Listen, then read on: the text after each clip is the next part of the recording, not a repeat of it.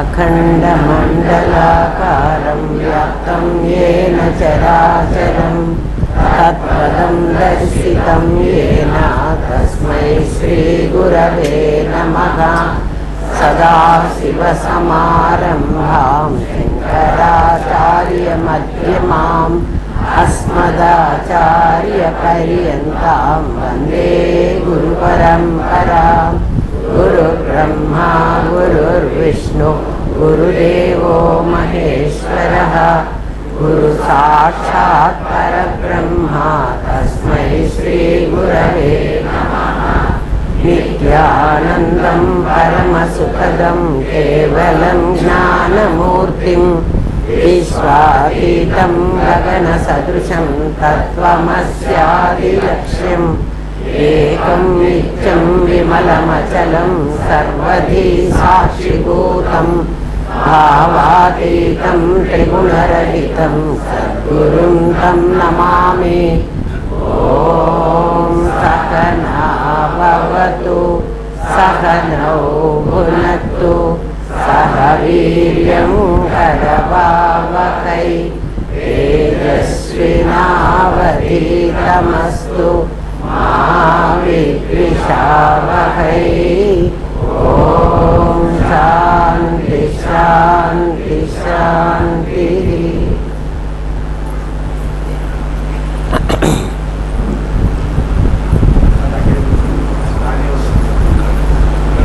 నిన్న ఏమన్నాడంటే అహం బ్రహ్మాస్మి అని అనుకుంటే నీకు ఒక అనుభవం వస్తుంది. అంటే సద్విశేషాన్ని చిద్విశేషాన్ని సత్సామాన్యాన్ని చిత్సామాన్యాన్ని నువ్వు అన్నిటి గురించి ముందు తెలుసుకో.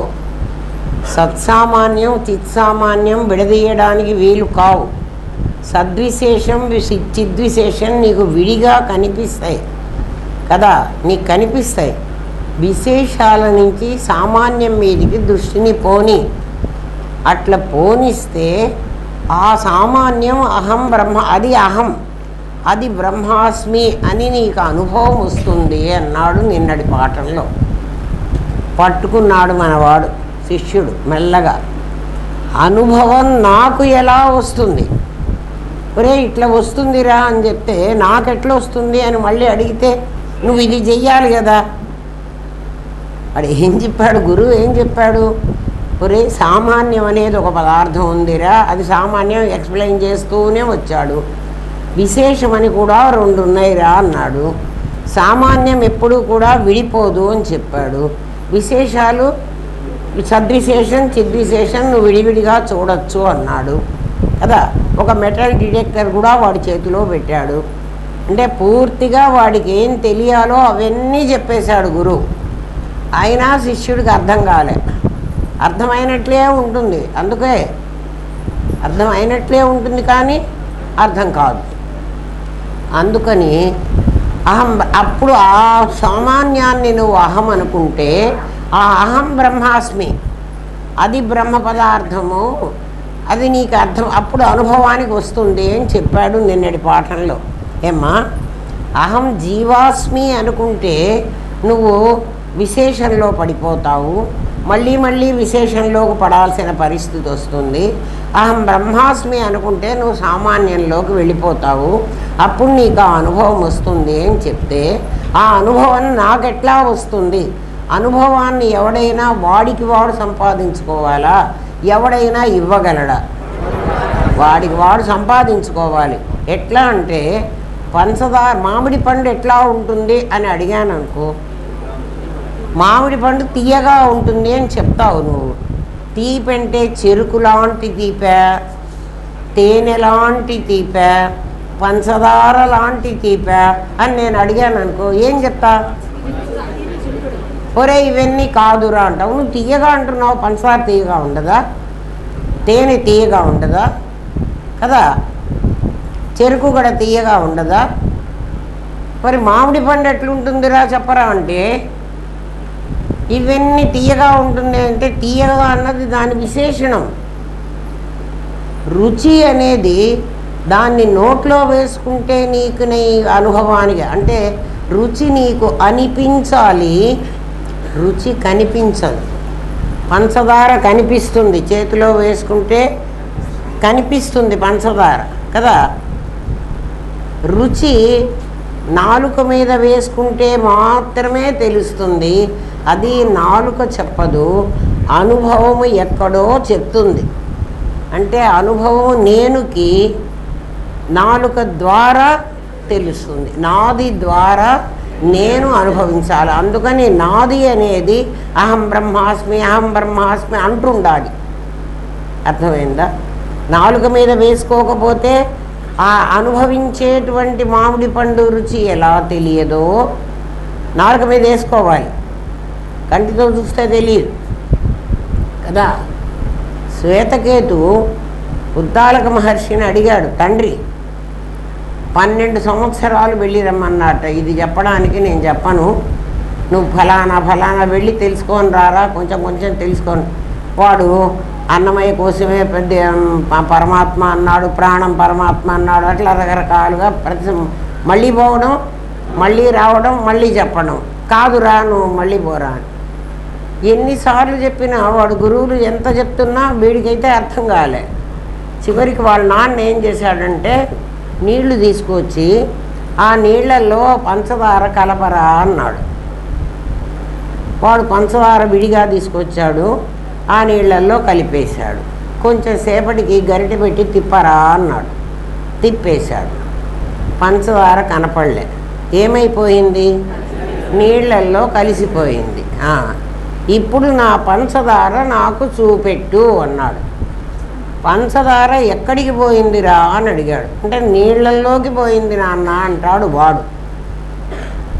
నీళ్లల్లోకి పోతే నాకు చూపెట్టు. ఎట్లా చూపెట్టను నీకు అని తండ్రి కదా, గురువు అయితే భయపడేవాడు. అందుకని ఆ నీళ్ళని కొంచెం నాలుక మీద వేసుకోరా అన్నట్ట వాళ్ళ గురువుగారు. నాలుక మీద వేసుకుంటే తీయగా ఉంది. ఇప్పుడు పంచదార ఎక్కడుంది? నీళ్ళల్లో ఉంది. ఆ సంగతి ఎవరు చెప్పారు? నాలుక చెప్పింది. అందుకని నీకు అనుభవం కావాలంటే గురువుగారి నాలుకను అరువు తీసుకోరా అన్నారు. గురువుగారికి నాలుక ఉంది, ఆయనకు తెలిసింది ఆ రుచి, నీ నాలుకకు తెలియలే. అందుకని ఏం చేయాలి? గురువుగారి నాలుకను కొంచెం సేపటికి నువ్వు అరువు తీసుకోరా అన్నాడు. తీసుకుంటే నీకు తెలుస్తుంది అని. ఎందుకంటే గురువుగారి నాలుక మీద వేసుకున్నా వాడి నాలుక మీద వేసుకున్నా తీయగానే ఉంటుంది. ఎందుకని నాలుక మీద వేసుకుంటే తెలియాలి అనేది వాడికి తెలియాలి. నాలుక శరీరంలో ఏ భాగం? నాదిలో భాగం. అంటే నీకు అనుభవం అనేది కావాలంటే ఒక నాది కావాలి. అందరు అడుగుతారు, దేవుడే మన్ని సృష్టించినప్పుడు కదా, ఆయన మన్నెందుకు సృష్టించాలి? ఏకహ అనేకో అహమస్మి కదా, నేను అనేకమైపోయి ఈ అనుభవాన్ని తెలుసుకోవాలి అని అనుకున్నాడు కదా వాడు. ఆయన అనేకమే ఎందుకు అయిపోవాలి? ఆయన అంత తెలివిగలవాడు కదా, ఆయనే తెలుసుకోవచ్చు కదా. ఏ కష్టం వచ్చినప్పుడు నేను ఎట్లా ప్రతిస్పందిస్తాను అని ఆయనకు తెలియాలి కదా. ఆయనకు తెలియకుండా మమ్మల్ని సృష్టించడం ఎందుకు? మా ద్వారా తెలుసుకుని ఆనందించడం ఎందుకు?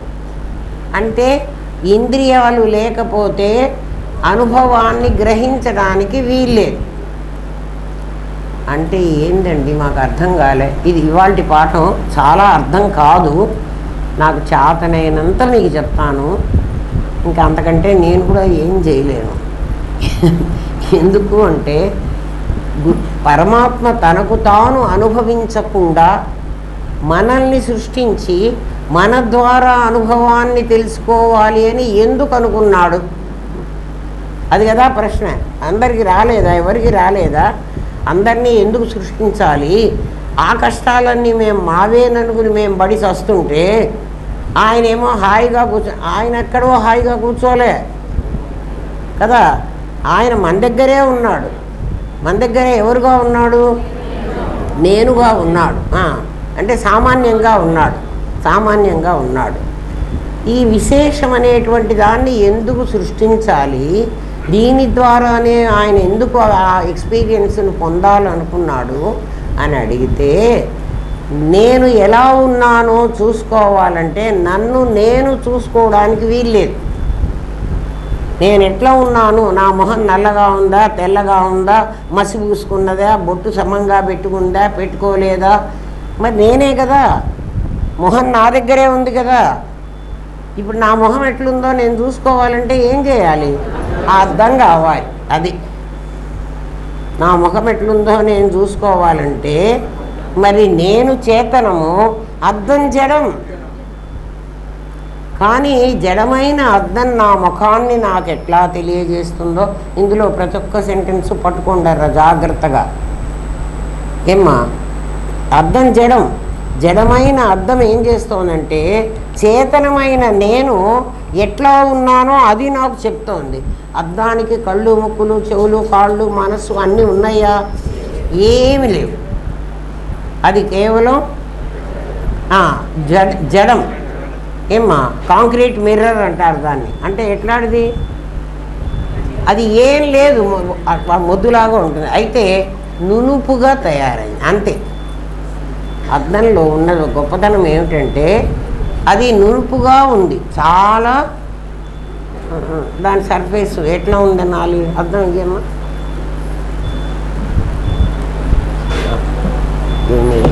ఇగో ఈ చెక్కని పట్టుకు చూడండి, ఈ అద్దాన్ని పట్టుకు చూడండి.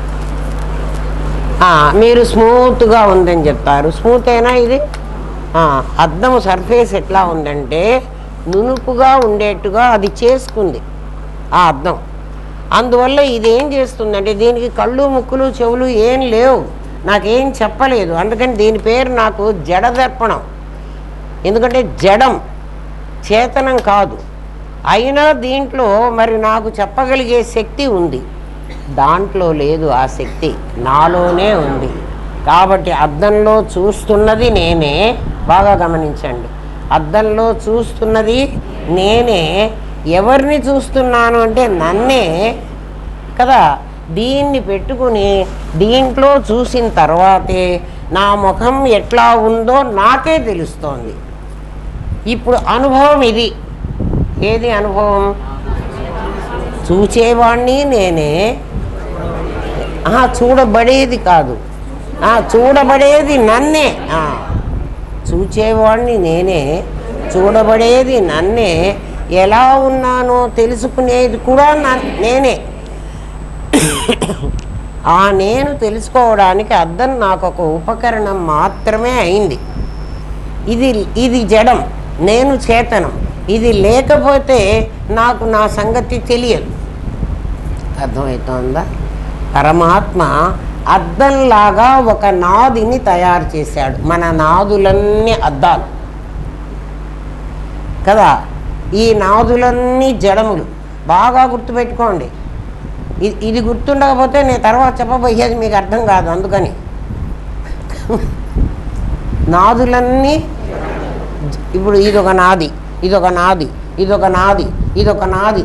ఎందుకు ఇన్ని అద్దాలు ఎందుకు నేను పెట్టుకోవాలి అంటే నాకు ఒక్కొక్క అనుభవంలో ఎట్లా పెట్టుకుంటున్నానంటే ఇప్పుడు ఈ అద్దం నా ముఖం ఎదురుగా పెట్టుకున్నానుకో, ఈ పార్ట్ ఆఫ్ ద ఫేసే ఇందులో పడుతుంది. నా ఇక్కడ ఎట్లుందో నాకు తెలియాలంటే నేనేం చేయాలి? ఇక్కడ ఇంకో అద్దం పెట్టుకోవాలి. ఈ చెవి ఎట్లుందో తెలియాలనుకో ఇంకో అద్దం. నా వీపు ఎట్లుందో నాకు తెలియాలి, ఇంకో అద్దం పెట్టు. కాలు వెనక ఎట్లుందో నాకు తెలియాలి, నా మోకాలు వెనక పార్ట్. మీరంటారు ఇట్లా చూసుకోవచ్చు కదా కాలు అని. మీరు అట్లా అర్థం చేసుకోవాలండి కదా. నా చెయ్యి ఎట్లుంది అంటే ఇట్లా చూసుకోవచ్చు కదా అని. ఇట్లా చూసుకున్నా ఇది అర్థమే కదా. మీరు ఈ అద్దాన్ని గుర్తుపెట్టుకోవాకండి కదా. అట్లా ఇన్ని అద్దాలు తయారు చేసుకుని ప్రతి అద్దంలో నేను ఎలా ఉన్నానో తెలుసుకోవలసింది నేనే. కాబట్టి తెలుసుకోవలసిన వాడెవడు? నేనే. అందుకని నేను వీళ్ళో ఒక చిద్విశేషంగా, వాళ్ళో ఒక చిద్విశేషంగా, ప్రతి ఒక్కడిలో ఒక చిద్విశేషంగా ఉన్నా. నేనే సద్విశేషం, నేనే చిద్విశేషం, నేనే సత్సామాన్యం, చిత్సామాన్యం. అసలు చూడాలి అనుకున్న నేను సామాన్యం. దేంట్లో చూడాలనుకున్నాను? విశేషంలో చూడాలనుకున్నాను. అందుకని విశేషాలన్నీ తయారు చేసుకున్నా. విశేషాలని మరి నాకు చూడాలి అంటే దీని దగ్గర నేను ఉంటే చూస్తానా? అద్దం దగ్గర నేనుంటే నా ముఖం కనబడుతుందా? అద్దం అక్కడెక్కడో ఉండి నేను ఇక్కడ ఉన్నాను అనుకో, నా ముఖం కనపడదు. అందుకని నేనేం చేశానంటే ఒక చిద్విశేషాన్ని ఒక ఈ సద్విశేషం దగ్గరే పెట్టుకున్నా. ఇప్పుడు అర్థమైందా? నేను నాది, నేనెవరు? నేను చిద్విశేషాన్ని. మొత్తం నేను సామాన్యం, అది వేరే. ఇప్పుడు నాలో ఉన్నటువంటి దాన్ని చిద్విశేషాన్ని. మీకు కొన్ని మాటలు చెప్తే మీకు బాగా గుర్తుంటుంది. అసలైన నేను ప్రజ్ఞానం బ్రహ్మ. అంటే సామాన్యమైన నేను అంటే నా ప్రజ్ఞానం బ్రహ్మలో ఏమేమి ఉన్నాయి? ఒక సత్సామాన్యం, ఒక చిత్సామాన్యం ఉన్నాయి. ఏమ్మా? ఒక సత్సామాన్యం, ఒక చిత్సామాన్యం. ఈ రెండు ఉన్న నా పేరు ప్రజ్ఞానం. అది బ్రహ్మ. దాంట్లో కళ్ళు, ముక్కులు, చెవులు ఏం లేవు. ఏమ్మా? ఆ నేనే ఒక సద్విశేషంగా, ఒక చిద్విశేషంగా, రెండు విశేషాలుగా నేను మారాను. రెండు విశేషాలలో నా పేరు, ఈ చిద్విశేషం పేరు జ్ఞానం, ఈ సద్విశేషం పేరు మిర్రర్. ఇప్పుడు అర్థమైందా? మళ్ళీ చెప్తాను. అర్థమైంది అమ్మా? ప్రజ్ఞానం బ్రహ్మ అని వేదం చెప్పింది కదా. ప్రజ్ఞానం బ్రహ్మ అని వేదం ఘోషిస్తోందిట, అరుస్తున్నదిట, ప్రజ్ఞానమే బ్రహ్మ అని కదా. ఆ ప్రజ్ఞానం సత్సామాన్యం, చిత్సామాన్యం అనే రెండింటి కలయిక కాదు. అది విడిపోవడానికి వీలు కాకుండా. రూపాయి కాయిన్ గుర్తుపెట్టుకోండి. రూపాయి కాయిన్ ప్రజ్ఞానం బ్రహ్మ. అందులో నుంచి ఈ సగభాగము ₹1 వాల్యూ, దాని వాల్యూ మాత్రమే సద్విశేష చిద్విశేషాలుగా కావాలి.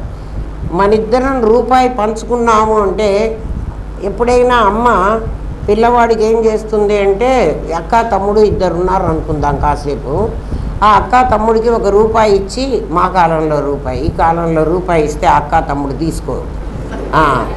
రూపాయికి ఏం వస్తుందంట, బిచ్చగాడు కూడా తీసుకోడు. అక్క తమ్ముడు ఎందుకు తీసుకుంటాడు? సరే, మా కాలం సంగతే చెబుతా. మరి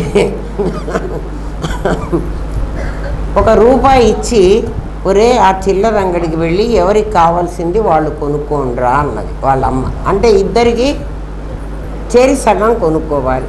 ఈ రూపాయిని వాళ్ళిద్దరూ అడ్డంగా పగలగొట్టి, ఒక ముక్క నీ ముక్క నీకు, నా ముక్క నాకు తీసుకుని మన ఇద్దరం వెళ్ళి కొనుక్కుందామంటే ఆ అంగడి వాడు వీళ్ళకి పప్పులు కూడా పెట్టాడు, ఉప్పు కూడా ఇయ్యడు, రూపాయి చిత కొడితే. అందుకని వీళ్ళిద్దరు ఏం చేస్తారంటే, ఇద్దరూ మనస్సులో దాన్ని పంచుకుంటారు. రూపాయిని పగలగొట్టారు. మనస్సులో రూపాయికి ఎంత వాల్యూ ఉంటుంది? రూపాయికి 100 పైసల వాల్యూ ఉంటుంది. అందులో 50 పైసలు నీవి, నువ్వేమన్నా కొనుక్కో. 50 పైసలు నావి, నేనేమైనా కొనుక్కుంటా, నా ఇష్టం కదా. ఒకడు 50 పైసలు పెట్టి చాక్లెట్ కొనుక్కున్నాడు, ఆ కొడుకు, ఆ అబ్బాయి. ఈ అమ్మాయి ఒక్క చాక్లెట్ అయితే నోట్లో వేసుకుంటే అప్పుడే అయిపోతుంది, ఎందుకు ఈ ఒక్క చాక్లెట్ కొనుక్కోవడం, ఈ 50 పైసలకి ఇన్ని పప్పులో బొరుగులో ఏవో ఇన్ని కొనుక్కుంటే చాలాసేపు మెల్లమెల్లగా తింటూ ఉండొచ్చని ఈ అమ్మాయి 50 పైసలు పెట్టి ఏవో ఇంకోవి కొనుక్కుంది. ఇద్దరూ సమంగా పంచుకున్నట్టే కదా. వాడి చాక్లెట్ నిమిషంలో అయిపోయింది. దీని తెచ్చుకున్న పప్పులో బొరుగులో అవి చాలా వచ్చినాయి. అవి చాలాసేపు ఇది కూర్చొని తింటుంటే వాడు, అరే నువ్వు అవన్నీ తింటున్నావు, నాకు అవన్నీ లేవు కదా, అమ్మ నీకు ఎక్కువ డబ్బులు ఇచ్చింది, నాకు తక్కువ డబ్బులు ఇచ్చింది అని కొట్లాడుకుంటారా? వాడే ₹1 ఏం పంచుకున్నారు? దాని వాల్యూ పంచుకున్నారు. రూపాయి అలాగే ఉంది, ఎలా ఉంది అంటే వీళ్ళ అమ్మ ఇచ్చినప్పుడు అబ్బాయి పట్టుకొని పోయినాడు కదా రూపాయి, అంగడివాడికి కూడా రూపాయి ఇచ్చాడు, వాడు కూడా ముక్కలు చేయలే. ఆ రూపాయిలో భాగాలు మాత్రమే ముక్కలైనాయి. ఇప్పుడు మీకేమర్థం కావాలంటే సామాన్యం అనేది రూపాయి, అమ్మ దగ్గర ఉన్నప్పుడు రూపాయే, అబ్బాయి దగ్గర ఉన్నప్పుడు రూపాయే, అంగడివాడి దగ్గర కూడా రూపాయే, వాడెవడికన్నా ఇచ్చి దాన్ని మారుస్తున్నప్పుడు అది రూపాయే, అది ముక్క కావడానికి వీల్లేదు. మరి ఈ ముక్కలైనవి ఏవండి అంటే ఈ ముక్కలైనవన్నీ వీళ్ళు దాని వాల్యూ పంచుకున్నారు, దాని వాల్యూ పంచుకున్నారు. ఆ పంచుకున్న వాల్యూనే ఒకటి సద్విశేషం, ఒకటి చిద్విశేషం, రెండూ ఈక్వల్. ఒకటి జడం, మరొకటి చేతనం. ఆ జడ ఎందుకు ఈ ఇద్దరు పంచుకోవాల్సి వచ్చింది? ఆ రూపాయి మింగచ్చు కదా, రూపాయి మింగడానికి లేదు, గొంతులో అడ్డం పడి ఇద్దరు చచ్చూరుకుంటారు. పైగా ఒకడే మింగగలడు రూపాయి, ఇద్దరు ఎట్లా మింగుతారు? మింగలేరు కదా. అందుకని రూపాయి ఎప్పుడు ఎట్లా ముక్క చేయటానికి వీల్లేదో దాని విలువనే పంచుకోవాలి. ఇప్పుడు మా నాన్న మాకు ఒక ఇల్లు రాసిచ్చి పోయినాడు, మీకు అర్థం కావాలి. ఒక ఇల్లు రాసిచ్చాడు మా నాన్న మాకు. మేము 5 మంది అక్క చెల్లెళ్ళం. ఇప్పుడు మేము 5గురం పంచుకోవాలి ఆ ఇల్లు. ఎట్లా పంచుకోమంటారు? తలా ఒక ముక్క, ఇంత గది వస్తుంది. ఎందుకంటే మా అక్క నా గదిని నేను రిపేర్ చేసుకోవాలి అంటే నా గోడను ముట్టుకోవడానికి వీల్లేదని నేను కొట్లాడతా. అందుకని ఏం చేస్తారంటే మనం అటువంటి ఒక ఉమ్మడి ఆస్తిని పంచుకోవాలంటే దానికి విలువ కట్టాలి. దాని విలువని మనందరం పంచుకుని ఏం చేస్తాము? అప్పుడు ఆ విలువని ఎవడి భాగం వాడి, మేము ఆ ఇల్లే పంచుకున్నాం అంటాం, నిజంగా ఇల్లు పంచుకోం. ఇది మీకు అర్థమైతే పరమాత్మ ఒకడున్నాడు, వాడు ముక్కలు కాలేదు. ఏకహ అనేకో అహమస్మి అంటే వాడు ముక్కలు అవ్వలేదు, మరి అయినట్టుగా నాకు కనపడుతున్నాడు అంటే వాడి వాల్యూ ముక్కలవుతుంది. మళ్ళా ఈ వాల్యూ అంతా కలిపితే ఒక పరమాత్మే. అర్థమైందా? బాగా పెట్టుకోండి, దీన్ని అర్థం పెట్టుకోండి. ఈ వాల్యూ ఏం చేసుకున్నానంటే సగము జడంగా సగం చేతనంగా, అది అట్లే కావాలి. ఎందుకంటే రూపాయిలో సగం జడం సగం చేతనం. అంటే ఒకటి బొమ్మ ఒకటి బొరుసు అంటున్నారు కదా. అంటే ఒక రూపాయి అని ఎక్కడైతే దాని మీద నంబర్ ఉంటుందో అది చేతనం. దాని వాల్యూ చెప్పేది ఎవరు? 1 అన్న బొమ్మ, 1 అన్నటువంటి నంబర్. దాని వెనకేముంది అంటే ఏదో 3 సింహాల బొమ్మ, లేకపోతే గాంధీ గారి బొమ్మ, ఏదో ఒకటి, అది జడం. అది ఎందుకు జడం అంటే ఈ రూపాయి అన్నటువంటిది మారదు, కానీ ఆ బొమ్మలు మారుతూ ఉంటాయి. బొమ్మ మారచ్చు, రూపాయి మారదు. అందుకని నేను మారదు, నాది మారుతుంది. నాది రకరకాల రూపాలు పొందుతుంది. ఒకప్పుడు నాది మీద విక్టోరియా మహారాణి బొమ్మ ఉండే, రూపాయి మీద విక్టోరియా మార్కు రూపాయలని ఉండేవి. బిఫోర్ ఇండిపెండెన్స్ పుట్టా కాబట్టి నాకు తెలుసు. మీరంతా స్వతంత్ర భారతదేశంలో పుట్టారు, చాలా అదృష్టవంతులు. మేమంతా స్వతంత్రం లేని భారతదేశంలో పుట్టాం. నా 1వ క్లాస్లో మనకి ఇండిపెండెన్స్ వచ్చింది, కానీ ఇప్పటికి కూడా మనకి ఇండిపెండెన్స్ రాలే. వచ్చిందని మనం అనుకుంటున్నాం, అది సరే, అది వేరే సంగతి. దాని మీద ఏముండేదంటే విక్టోరియా మహారాణి బొమ్మ ఉండేది. తర్వాత దాని మీద గాంధీ గారి బొమ్మ వచ్చింది. ఆ తర్వాత ఇంకెవరో ఇప్పుడు ఎవరి బొమ్మలు ఉన్నాయో? వల్లభాయ్ పటేల్ బొమ్మ ఉందా? నీకు తెలుసు స్టాంపులు అవన్నీ. ఇప్పుడు ఎవరి బొమ్మ ఉంది? ఎవరికి తెలియదా? రూపాయి మీద ఎవరి బొమ్మ ఉందో? 3 సింహాలే ఉన్నాయా? సరే, అప్పుడు 4వ సింహం 1, అంతే కదా. మనకు కనపడేట 3 సింహాలు ఉన్నాయి, 4వ సింహం 1. అందుకని ఒక జడమైనటువంటి శరీరాన్ని పెట్టి ఆ జడమైన శరీరం 5 భూతాలతో తయారు చేశాడు. అందుకే సద్విశేషం, అది సత్సామాన్యం కాదు. సద్విశేషం పాంచభౌతికమైనటువంటి శరీరం. ఈ 5 భూతాలతో తయారైన ఈ శరీరంలో 5 ఇంద్రియాలు పెట్టుకున్నాం. నిన్న చెప్పాను కదా, వాటిని జ్ఞానేంద్రియ పంచకం. జ్ఞానేంద్రియాలు అంటే ఈ ఇంద్రియాల ద్వారా నీకు జ్ఞాన ద్వారా, ఆ ద్వారము, ద్వారా అంటే అర్థం ఏమిటి? ద్వారం. ద్వారం అంటే ఏమిటి? ఈ గోడలో నుంచి పోతే నువ్వు గోడ కొట్టుకుంటుంది నీకు. ద్వారంలో నుంచి పోతే అవతల గదిలోకి పోతావు. ఇంద్రియాల ద్వారా ఇవి ద్వారాలు. ఈ ద్వారాల్లో నుంచి ఎక్కడికి వెళ్తావంటే జ్ఞానం దగ్గరికి వెళ్తావు. ఇంకో చోటు నుంచి జ్ఞానం దగ్గరికి వెళ్ళవు. ఎందుకు వెళ్ళమండి? నా చర్మం కూడా జ్ఞానేంద్రియమే కదా. చర్మం త్రూ అవుట్ ద బాడీ ఉంది. దీని ద్వారా కూడా ఇది కూడా ద్వారమే. ఎక్కడైనా ద్వారా అన్న పదం ఉపయోగించాడంటే మీకు దాని నుంచి త్రూ అని అర్థం. దాంట్లో నుంచి నువ్వు వెళ్ళు, ఇక్కడి నుంచి వెళ్ళవాకు.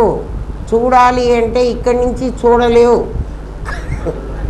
అందుకని పంచభూతాలలో నుంచి 5 జ్ఞానేంద్రియాలు అనేవి పెట్టి వాటి ద్వారా నువ్వు లోపలికి వెళితే, నువ్వు అందులోకి వెళితే ద్వారానే లోపలికి వెళతావు.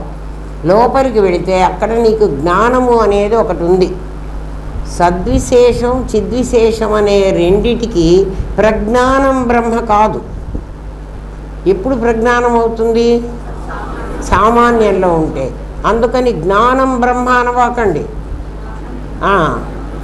మరి జ్ఞానం ఎందుకండి? మాకు జ్ఞానమే అనుభవాన్ని ఇస్తోంది. నాలుక మీద ఎప్పుడైతే మామిడి పండు పెట్టుకున్నావో వెంటనే నీకు అనుభవం జ్ఞానంలో. పండు చేతిలో మనం మామిడి పండు ముక్క తీసుకుని నాలుక మీద పెట్టుకోగానే ఈ పండు చాలా బాగుందిరా తిను అని ఇచ్చాను అనుకో, ఒక ముక్క తీసి నువ్వు నాలుక మీద పెట్టుకోగానే నీకు అనుభవంలో జ్ఞానంలో తెలుస్తున్నది దాని రుచి. నాలుక చెప్పటల్లా కదా. కాబట్టి అనుభవం ఎక్కడొస్తుంది? జ్ఞానంలో అనుభవం వస్తుంది. ప్రజ్ఞానం రాదు. ప్రజ్ఞానానికి జడమైన శరీరం లేదు, దానికి అనుభవించడానికి వీలు లేదు. ఎందుకంటే జ్ఞానం జ్ఞానం ద్వారానే అనుభవం జరగాలి. కాబట్టి ఎక్స్పీరియన్స్ అవుతున్నానంటే నువ్వు జ్ఞానంలో ఎక్స్పీరియన్స్ అవుతుంది. అనుభవం ఎక్కడ అవ్వాలి? జ్ఞానంలో అవ్వాలి. ఆ జ్ఞానానికి ఎక్కడి నుంచి వెళ్ళాలి? ఈ ఇంద్రియాల నుంచి వెళ్ళాలి. ఈ ఐదు ఇంద్రియాలు కూడా అలాంటివే. అందుకని ఇంద్రియాలు జడాలు, ఇంద్రియముల ద్వారా వెళుతున్నది జ్ఞానం. ఏమ్మా? నీ మనస్సు కూడా, మనస్సు మళ్ళీ జడము. మనస్సుకున్నటువంటి జ్ఞానం ఏదే ఉందో ప్రతి దాంట్లో జ్ఞానం ఉంది. కన్ను జడము, కన్నులో చూసే చూపు జ్ఞానం, కంటి జ్ఞానం. చెవి జ్ఞానం అంటే ఏమిటి? చెవి వేరు, జ్ఞానం వేరు. చెవి అన్న పార్టు, జ్ఞానం తమ్ముడు చెల్లెలు పార్టు. గుర్తు చేసుకోవాలి. ఎందుకని? అన్నగాడు చాక్లెట్ ఒకసారే కొని మింగేశాడు. కళ్ళు ఒకసారే చూస్తాయి, తర్వాత ఊరుకుంటాయి. కానీ జ్ఞానం ఉందే, అది నువ్వు బతికున్నన్నాళ్ళు గుర్తుపెట్టుకుంటుంది కదా. ఆ జ్ఞానం తప్పితేనే ఇది పని చేయకుండా పోతుంది. అందుకే తెలివి తప్పితే ప్రాణం పోతుంది. అది తెలివి తప్పితే, తప్పకపోతే అయితే తెలివి ఒకప్పుడు సైలెంట్గా పడుకొని ఉంటుంది. సుషుప్తిలో ఏం చేస్తోంది? తెలివి ఉందా మనకి? మరి అప్పుడు ప్రాణం ఉందే. తెలివి మళ్ళీ లేస్తుందని దానికి తెలుసు. అందుకని ప్రాణాన్ని వాచ్మన్ అని కదా, జ్ఞానాన్ని ఓనర్ అని. ఓనర్ ఆఫ్ ద హౌస్ ఎవడు? జ్ఞానంగాడు. కానీ వీడు నేను ఓనర్ ఆఫ్ ద హౌస్ అంటాడు.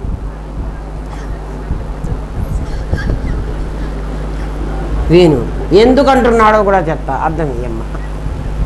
అందుకే చాలా కష్టం. అనుభవించిన వాడికి మాత్రమే ఇది అర్థమవుతుంది. చెప్తున్నప్పుడు ఏ పార్ట్కి ఆ పార్ట్ మీకు అర్థమవుతుంది. అన్నీ కలుపుకుని సాధన చేయండి అర్థం కాదు. ఇప్పుడు ఇది ఉందమ్మా, ఇది నాది, ఇది నేను.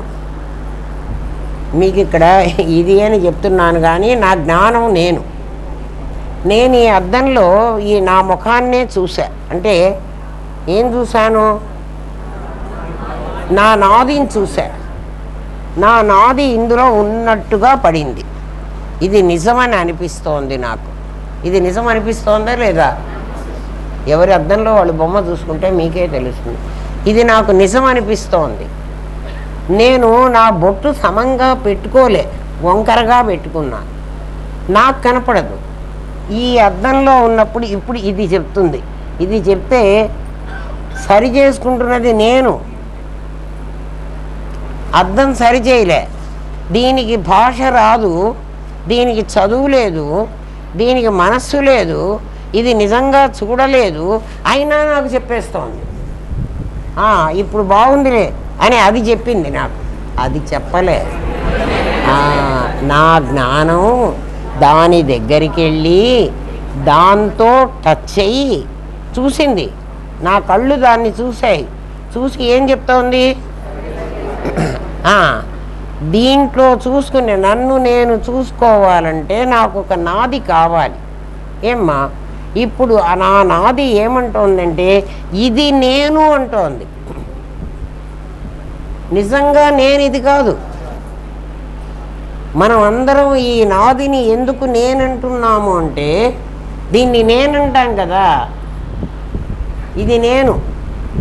ఇది ఎవర్రా అంటే నేనే. నువ్వు ఇదే అదే ఆలోచించరా? కాదా? ఇప్పుడు మనం అందరం తెలియని చిన్న పిల్లవాడు కూడా ఏమంటున్నాడంటే ఒక నేను అంటాడు, ఒక నాది అంటాడు, తర్వాత నాదిని నేనంటాడు. ఇప్పుడు నాదిని నేనని ఎందుకు అంటున్నామో తెలిసిందా? లేకపోతే నాదిని నేను అనాల్సిన అవసరం లేదు నీకు. నాదిని నాదేను, నేను నేనను. నీకు తెలుసా సంగతి? ఎందుకని? నాది జడం, నేను చేతనం కదా. నేను చేతనం. అనుభవం ఎవరికి కావాలి? నేను కావాలి. కానీ నాది లేకపోతే నాకు అనుభవం రాదు.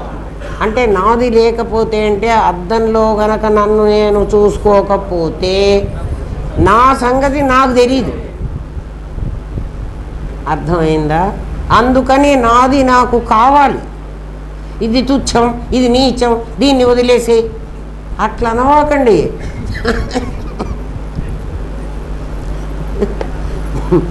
మనం ఏం చేస్తుందా? ఈ నాదిని కాకుండా నీ నాదిని నువ్వేమన్నా చేసుకో. ఈ నాదిని నేనన్నావే, ఆ నేనుకి ఇంకొక నాదిని తగిలించుకుంటున్నావు. అది తప్పు. ఏం తగిలించుకున్నానండి? నా భార్య, నా కొడుకు, నా ఆస్తి, ఈ ముగ్గురులో నేను లేను. అసలు నువ్వు చేసిన తప్పేమిట్రా నాయన? నువ్వు నేను అనుభవించడానికి వీల్లేదు కాబట్టి ఒక నాదిని నువ్వు తెచ్చుకున్నావు. తెచ్చుకో, మాకేం అభ్యంతరం లేదు. ఎందుకంటే నేను డైరెక్ట్గా నా ముఖం ఎట్లుందో నాకు తెలిసి సావదు. అందుకని ఓ అద్దం పెట్టుకుని నన్ను నేను చూసుకుని అది నేను అంటున్నా. అది నేను కాదు అసలు. పోనీ అనుకుంటే అనుకోని, నాకు దానివల్ల నష్టం లేదు. ఏంరా? ఇది నేను అని ఎప్పుడైతే నువ్వు అన్నావో, నీకు జాగ్రత్తగా వినండి, ఇది చాలా కీలకమైనటువంటి విషయం. ఎప్పుడైతే నేను నాది విడివిడిగా ఉంటే, విడివిడిగా ఉన్నాయి. మీకు ఇంకో అర్థమయ్యేది చెప్తా ఉండండి. మీకు అర్థమయ్యే భాషలో చెప్తా. అన్నగారు చాక్లెట్ కొనుక్కున్నాడు, చెల్లెలు గారు పప్పులు బొరుగులు కొనుక్కుంది, సానాది కొనుక్కుంది కదా. అది తింటుంటే వీడికి ఆశ పుడుతున్నది. ఆ చెల్లెలు చాలాసేపు తింటున్నది. ఇంకా ఎవరన్నా వస్తే ఓ గుప్పెడు ఎవరికన్నా పెట్టని కూడా పెడుతున్నది. వీడికి పెడదామంటే మొత్తం మింగి కూర్చున్నాడు. పెడదామంటే లేదు. మరి వీడికి కుళ్ళు పుట్టింది. కుళ్ళు పుట్టి అన్నీ అదే తింటున్నది, నాకేం మిగల్చలేదు, అమ్మ ఇచ్చిన దాంట్లో ఎక్కువ పార్ట్ అదే తీసుకుంది, నాకు ఇయ్యలేదు కదా. నిజంగానే నాది నేను నీ వరకు సద్విశేషం చిద్విశేషం. నీ చిద్విశేషం సద్విశేషం లేకపోతే, అద్దంలో పడ్డ నేను లేకపోతే నాకు నా అనుభవం రాదు. ఎందుకంటే నా ఇంద్రియాల ద్వారానే నాకు అనుభవం రావాలి. ఇంద్రియాలు లేకపోతే ఏది అనుభవించడానికి లేదు. ఏ అనుభవమైనా నీకు జ్ఞానేంద్రియాల ద్వారా కానీ కర్మేంద్రియాల ద్వారా కానీ రావాలి. అందుకని నీకు 10 ఇంద్రియాలు ఉన్నాయి. 10 ఇంద్రియాలలో ఇంకొక సీక్రెట్ ఉంది. ఇక్కడ సీక్రెట్ చెప్తా. 10 ఇంద్రియాలలో మనస్సు షష్ఠాని ఇంద్రియాని, ఇంకొక మనస్సు అనేది ఒకటి ఉంది. ఈ ఇంద్రియాలకు ఎట్లా జ్ఞానం అటాచ్ అయ్యిందో ఆ మనస్సుకు కూడా జ్ఞానం తగిలిపోనుంది. ఆ మనస్సు ఈ ఇంద్రియాల ద్వారా బయటికి వచ్చినప్పుడు మాత్రమే ఆ అనుభవాన్ని పొందగలదు.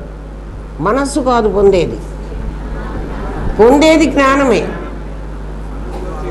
ఆ మనస్సు బయటికి రావాలంటే ఒక మనస్సు ప్లస్ జ్ఞానం, ఇవి వాళ్ళిద్దరు కలిసే ఉంటారు.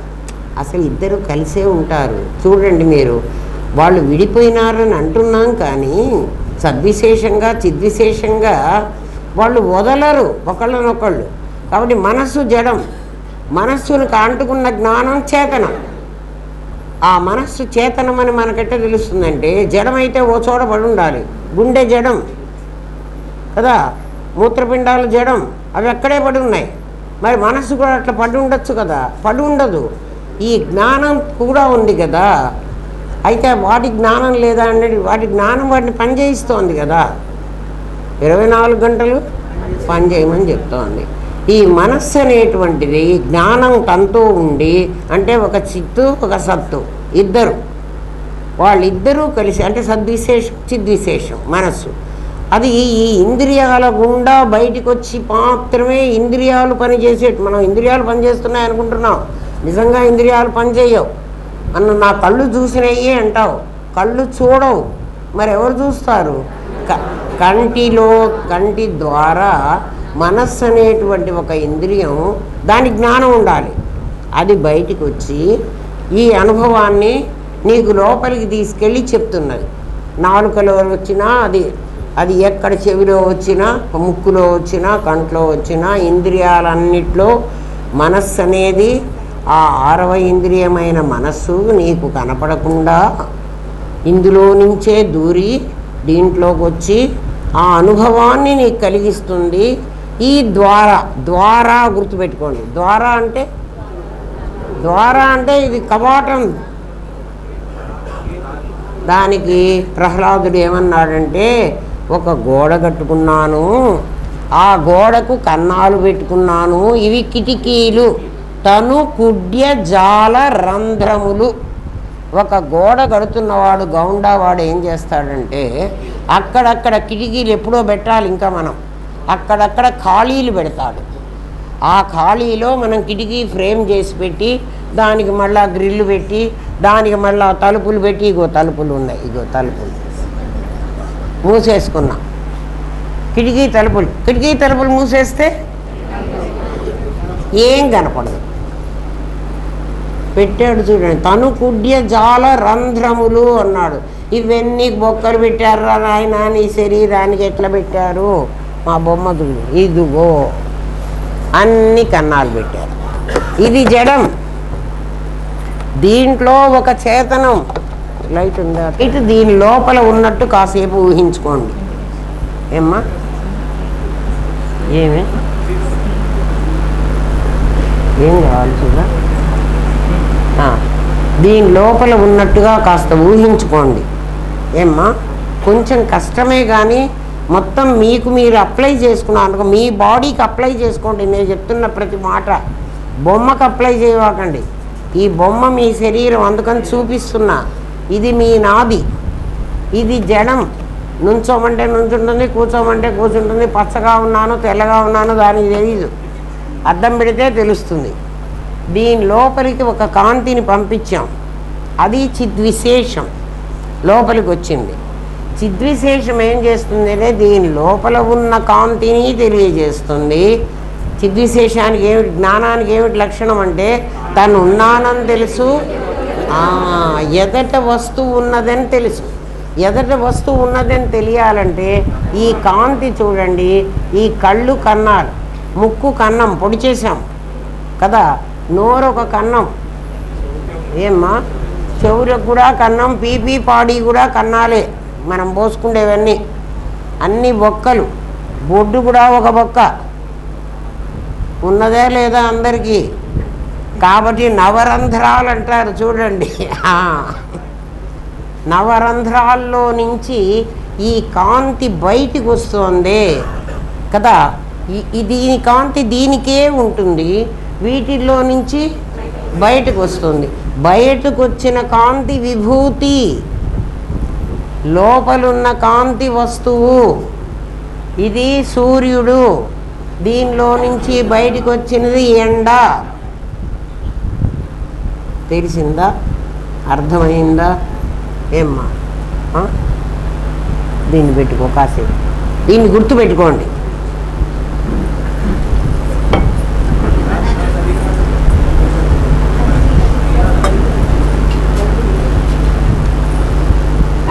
అది పెడతావా?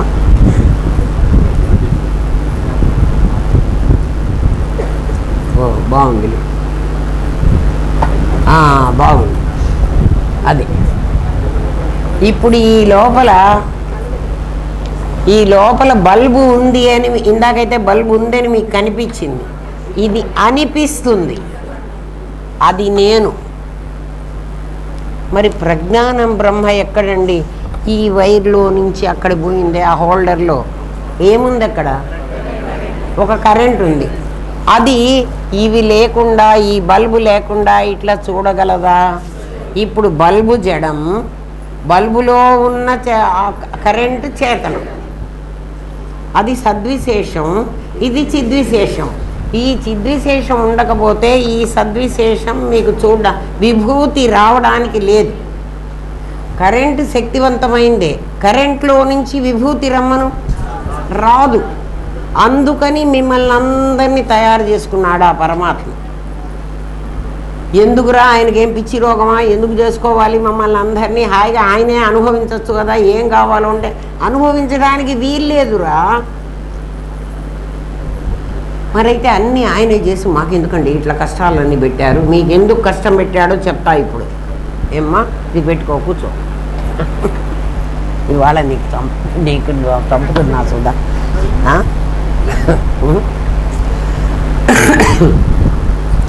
నీకెందుకు కష్టం వచ్చిందంటే నువ్వు నాదిని నేనును విడవిడిగానే చూసుకుంటూ నాదిని నేనంటున్నావు. అప్పుడప్పుడు మీరు కూడా అన్నారు కదండి, అద్దంలో పడ్డ నా బొమ్మను చూసి నేనే అంటున్నారు కదా, అట్లాగే మేము కూడా అన్నాం కదా.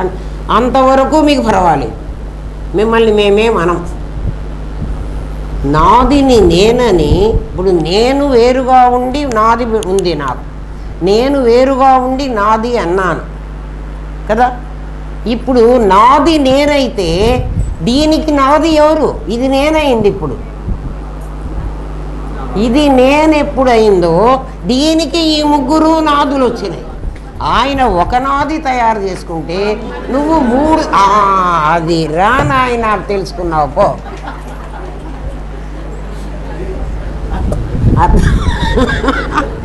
ఇప్పుడు మీకు అనుభవాన్ని ఇవ్వగలనురా. ఇందా నుంచి నేను ఎట్లా చెప్తే వీడికి తెలుస్తుంది ఏం తప్పు చేశాడో కదా. ఇప్పుడు ఆ తప్పుని నువ్వు మర్చిపోయినావు. నువ్వు నిజంగానే నేను నాది అని రెండుగా ముక్కలుగా వచ్చావు. నువ్వు నాదిని నేను అనుకోకపోతే నీకు అనుభవం తెలియదు, అద్దంలో పెట్టుకోకపోతే తెలియదు కదా. అమ్మ మీ బొట్టు సరిగ్గా లేదు, మీ బొట్టు సరిగ్గా లేదని మీరు చెప్తారనుకో, నాకెట తెలియాలి ఎక్కడ సరిగా లేదు? ఈ పక్క పొడుగైందా, ఈ పక్క పొట్టయిందా, ఈ పక్క గుండుగా ఉందా, లేకపోతే ఇది అసలు లేదా? ఈ గోల ఏంటి నాకెట తెలియాలి? అద్దం పెట్టుకు చూసుకోవాలిరా. అందుకని నేను ఒక నాదిని తెచ్చుకున్నా. చూసుకో, నువ్వు సరి చేసుకో. అంటే నువ్వు అనుభవించాలంటే నీ ఇంద్రియాల ద్వారానే నువ్వు అనుభవించాలి. అందుకని నీకు ఇంద్రియాలు ఇచ్చాను, లోపల నేను ఉన్నాను, దాని ద్వారానే బయటకు వస్తున్నాను. నాలుక మీద ఏం వేసుకున్నా కూడా ఇమీడియట్గా నాలుక చెప్పటంలే, లోపల ఉన్న జ్ఞానమే చెప్తోంది. అనుభవం ఎవరికి? జ్ఞానానికి. అనుభవం ఎవరికి కావాలి? పరమాత్మకే కావాలి. అందుకనే ఆయన ఏమన్నాడు? తదేక్షత, దీన్ని చూచాడట. ఏం చూచాడు? అద్దంలో నా ముఖం చూచాను. తదేక్షత, ఈక్షత అంటే చూచాడు. సో అకామయత, ఓ అట్లా ఉన్నానా అనుకున్నాట. ఈ శరీరాన్ని చూసి ఆయన ఏమనుకున్నాడు? పరమాత్మ, నేను ఇట్లా ఉన్నానా? నేను పందిగా ఉన్నానా? నేను కోతిగా ఉన్నానా? నేను పాముగా ఉన్నానా? నేను చెట్టుగా ఉన్నానా? నేను పుట్టగా ఉన్నానా? నేను ఇల్లుగా ఉన్నానా? నేను సత్యపలాగా ఉన్నానా? నేను రవిని అయిపోయినానా? అన్నీ వాడే అనుకున్నాడు. ఏమ్మా, ఓ ఇట్లుంటే బాగానే ఉన్నా కదా, ఒక్క అనుభవాన్ని పొందుతూ ఒకడుగా ఉండకంటే ప్రజాయతి బహుశ్యాం అన్నాడు. ఓ చాలా అయిపోతా అన్నాడు. ఇన్ని పెట్టుకున్నాడు. ఉపనిషత్తు అంతే చెప్పింది. ఉపనిషత్తు చెప్పిన ఆ చిన్న మాట రామనాథం గారు ఇంత చెప్పారు. లేకపోతే ఎట్లా అర్థమవుతుందిరా? కాబట్టి అనుభవం ఎవరికి రావాలి? జ్ఞానానికి రావాలి. ప్రజ్ఞకు అనుభవం రాకూడదు. ప్రజ్ఞకు అనుభవం రాదు కదా. అద్దంలో నా బొమ్మను చూసి నేను దాన్ని సవరించుకున్నప్పుడు మాత్రమే, అది బాగా గుర్తుపెట్టుకోండి, వస్తుంది. అందుకని నాకు ఒక నాది, ఒక నేను అనే రెండు పదార్థాలని పరమాత్మ తప్పనిసరిగా ఇచ్చాడు. ఇచ్చాడా అంటే ఇవ్వలే. అమ్మ చాక్లెటు పప్పులు ఇచ్చిందా పిల్లలకు? ఇవ్వలే, వాళ్ళే తెచ్చుకున్నారు. నాదిని నేనును. అమ్మ డబ్బులు ఇచ్చింది, సత్తు చిత్తు. అమ్మ వెళ్ళి బజార్కి వెళ్ళి వాడికి చాక్లెటు నీకు పప్పులు కొనిస్తాను. మరి నువ్వెందుకు కర్మంతా నీదని వేసుకుంటున్నావు? నీదే. మరి వాళ్ళు ఎందుకురా?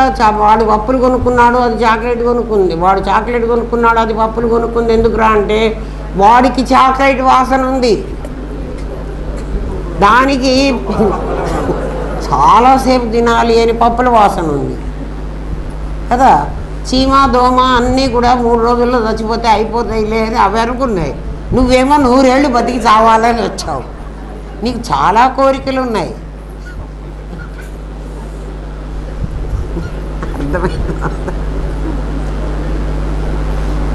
పరమాత్మ తప్పందామా? మనది తప్పందామా? మరి తప్పెక్కడ జరిగింది? నాదిని నేనంటంలో కూడా తప్పు లేదన్నాను కదరా. అద్దంలో పడ్డ బొమ్మ నేనే కదా. ఈ నేను, ఈ నాది అయిన నేను ఇంకొక 3 నాదులు అన్నాను. అది తప్పు చేశావు. ఆ తప్పు వల్లే నీకు ఎన్ని కష్టాలు వచ్చినా అవి వచ్చినాయి. నేను చూస్తూ ఉంటా. ఇక్కడి నుంచి అమెరికాకు వెళ్ళిన వాళ్ళు ముందు చదువు కోసం వెళ్తారా, స్టూడెంట్ లాగా అందరూ కలిసి ఉంటారు. వాళ్ళందరూ స్టూడెంట్స్గా ఉన్నప్పుడు వాళ్ళకి ఆ ఎంఎస్ అయిపోయిన తర్వాత వాళ్ళకి ఉద్యోగాలు కావాలి. ఎవడెవడు ఉద్యోగం చేస్తున్నాడు, ఏ కంపెనీలు, ఏ ఖాళీలు ఉన్నాయి, అట్లాంటి ఫ్రెండ్స్తోనే కలుసుకుంటారు, అవే మాట్లాడుకుంటారు. మెల్లమెల్లగా అది అయిపోగానే వాడికి తర్వాత నెక్స్ట్ మొదలవుతుంది. ఒరే నీకు H1 వచ్చిందా, నీకు H1 వచ్చింది అంటే నెక్స్ట్ H1 కావాలి. ఎందుకు H1 కావాలి? నాకు ఉద్యోగం కావాలి, నాకు డబ్బులు కావాలి, నాకు అమెరికాలోనే నేను ఉండాలి. H1 రాకపోతే నేను ఉండనియ్యరు. అంటే నీకు ఇప్పుడు ఏమొచ్చింది? ధనేషణ అనే మొట్టమొదటి వచ్చింది. నువ్వు ముందు అమెరికాకి ఎందుకు వెళ్ళావు? చదువుకోవడానికి వెళ్ళావు. చదువుకొని నోరు మూసుకుని ఇండియాకి రావచ్చు కదా. అమ్మో నేనెట్లా వస్తాను? ధనేషణ ఇది నీ మొదటిది. తర్వాత వాడికి ఎట్లా H1 వచ్చింది, వాడికి ఉద్యోగం వచ్చింది. అప్పుడే అమ్మ వాళ్ళకి చెప్తాడు, మీరు ఇంకా పెళ్లి సంబంధాలు చూడకుండా ఏం చేస్తున్నారు? నా చదువు అయిపోయింది, నాకు ఉద్యోగం కూడా వచ్చింది, ఉద్యోగం వస్తే ఏం చేయాలరా అంటే నెక్స్ట్ నీకు ఏ నాదులు వెంటబడుతున్నావో చూసుకో. ఎవరి పని చేస్తున్నది? నాదిని నేననుకున్న అప్పుడు నీకు జీవత్వం వచ్చింది. వాడిని జీవ అన్నారు. జీవ అంటే లివింగ్ సోల్, వాడే డెడ్ సోల్. ఏం పోయింది అంటే వాడే లివింగ్ సోల్ అన్నాం కదా. బతికినవాడు వాడు, బతుకుతున్నవాడు. ఇప్పుడు చావవలసింది ఎవడంటే ఎవడైతే నిజంగా లేడో. ఎవడు నిజంగా లేడు? నాది నేనున్నారండి, నాది నేను ఉన్నాం. నాదిని నేననుకున్నానే వాడు కదా జీవుడు. జీవుణ్ణి బాగా గుర్తించండి. ఎవడైతే నాదిని నేనంటున్నావో, ఎన్నిసార్లు నువ్వు నాదిని నేనన్నావో, దాన్ని నేను చేసేసి ఎన్నిసార్లు నాది వెంటబడ్డావో. ఏ నాది వెంటబడ్డావు? వాడు ఒక నాది పెట్టుకుంటే మూడు నాదులు కావాలన్నా, ఏం కావాలన్నా ఈ ముగ్గురికే కావాలి నీకు. ఇక అసలు మీకు వేరే ప్రపంచమే లేదు. ఈ ముగ్గురితోనే నీ ప్రపంచం. ఈ ముగ్గురి కోసమే బతుకుతున్నావు. ఈ ముగ్గురి కోసమే ఇంకొకరితో కొట్లాడుతున్నావు. ఈ ముగ్గురి కోసమే వాడంతా నాశనం చేసి అన్నీ నాకే తీసుకొచ్చి ఎవడికి పెడతావురా? ఏం చేస్తావురా? ఎంత నాది అనుకుని ఈ ముగ్గురిని నువ్వు దగ్గర పెట్టుకున్నావో కదా, నీ కనెక్షన్ ఎప్పుడైతే పోయి అసలు ఇది నాది నేను అనుకున్నవాడు కాస్త అసలు నేను వెళ్ళిపోయినాడు అనుకో. అసలు నేను వెళ్ళటమే చావడమే. ఏం చేశాడు అంటే నాదిని నేను అనుకున్నవాడు నాదిని నేను కాదని వదిలేశాడు. నాదిని వదిలేశాడు, నేను వదిలేలే. నాదిని ఎప్పుడైతే నాదిని నేను అనుకున్నవాడు, మర్చిపోవకండి, నాదిని నేను అనుకున్నవాడు వాడు నిజంగా లేడు కదా. వాడు నాదిని వదిలేశాడు, లేనివాడు నాదిని వదిలేశాడు. అంటే అంతవరకు నాదిని పట్టుకున్నాడు. నాదిని ఎవడు పట్టుకున్నాడో వాడిని లివింగ్ సోల్ అన్నాం. నాదిని ఎవడు వదిలేశాడో వాడిని డెడ్ సోల్ అన్నాం. లోపల జ్ఞానం ఉంది, అది పోదు. ఎందుకని? ప్రజ్ఞానం ఘనం పోతే అది పోవాలి, అది పోదు. అర్థమైందా? ఏమ్మా ఇప్పుడు నాకు అనుభవం రప్పించండి గురువుగారు అన్నాడు. ఇప్పుడు తప్పే ఎవడు చేశాడని అనుభవాన్ని ఎవడు ఎట్లా ఇవ్వాలి? వస్తువా? మా ఇంట్లో వస్తువు అయితే నాయన పోతే పోయింది లేరా, ఈ గ్లాసు నేను తాగకపోతే నేను ఇత్తడి గ్లాసు పెట్టుకు తాగుతారా, లేకపోతే గాజు గ్లాస్ అన్నా కొనుక్కుంటా లేదా, ఈ గ్లాసు నువ్వు తీసుకుపోరా నాయన అని ఇచ్చేద్దు. తీసుకుపోరా, దాని దుంపది ఏదో గ్లాసు ఉంటే పోతే. వాడు నాకు అనుభవాన్ని ఇవ్వమంటున్నాడు. అనుభవం ఎవడికి వస్తుందో తెలియకుండా అనుభవాన్ని ఎవడికి ఎక్కిస్తాడు? ఎందుకని ఇవ్వలేడు? అనుభవం నా దగ్గర ఉంది. నా నాలుక ద్వారానే నా అనుభవం తెలుస్తుంది. నేను తెలుసుకుంది నా మనస్సు ద్వారానే తెలుసుకున్నా. ద్వారా నువ్వెట్లా తెలుసుకోవాలి? నీ మనస్సు ద్వారా తెలుసు. ఎందుకని? తత్వమసి మహావాక్యం చెప్పినప్పుడే నువ్వు నేను ఒకటిరా అని చెప్పా. నువ్వు అనుకుంటున్నావు గురుగారు మీరు చాలా పెద్దవాళ్ళు, పై ఉన్నవాళ్ళు, మేమంతా చిన్నవాళ్ళు. మీరు చిన్నవాళ్ళు కాదు, వాడు పెద్దవాడు కాదు. వాడు ఆ రోజే చెప్పాడు, ఒరే నాయన నువ్వు నేను ఒకటేరా. ఎందుకంటే నువ్వు అద్దం పెట్టుకున్నావు, నేను అద్దం పెట్టుకున్నా. నువ్వు అద్దంలో చూసేవాడివి, నేను అద్దంలో చూసేవాడు. జడం నీ దగ్గర ఉంది, చేతనం నీ దగ్గర ఉంది, నా దగ్గర కూడా ఉంది. కాకపోతే నువ్వు ఒక పని చేసావు, నేను ఆ పని చేయలేదు. నేను కూడా ఆ పని చేసావు ఒకప్పుడు. ఏం చేశాను? నా నాదిని నేను అన్నాను రా, నేను పక్కన పెట్టి. అందుకని నేను వెనక్కి వెళ్ళి నేను లోపల కూర్చుంటాలే, మీ చావండి మీరు ఏమన్నా. ఈ ప్రపంచంలో ఎన్నిసార్లు అన్నా మీరు చావండి కదా, కింద పడి మీద పడి వస్తున్నాం కదా మనం.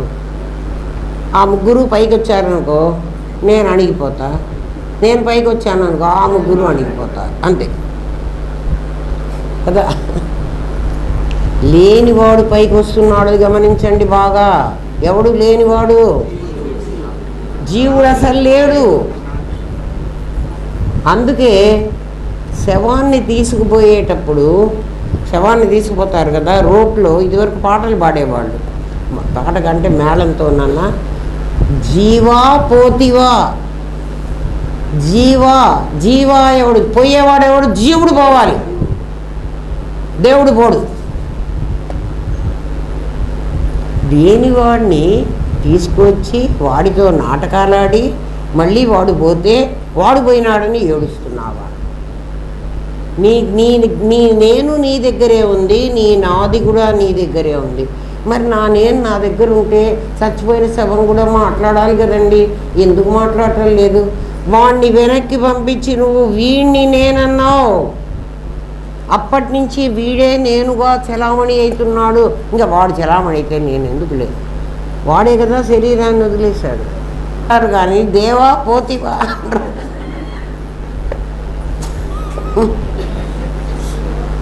వాడికి పేరు పెట్టుకున్నారు. ఎవడికి?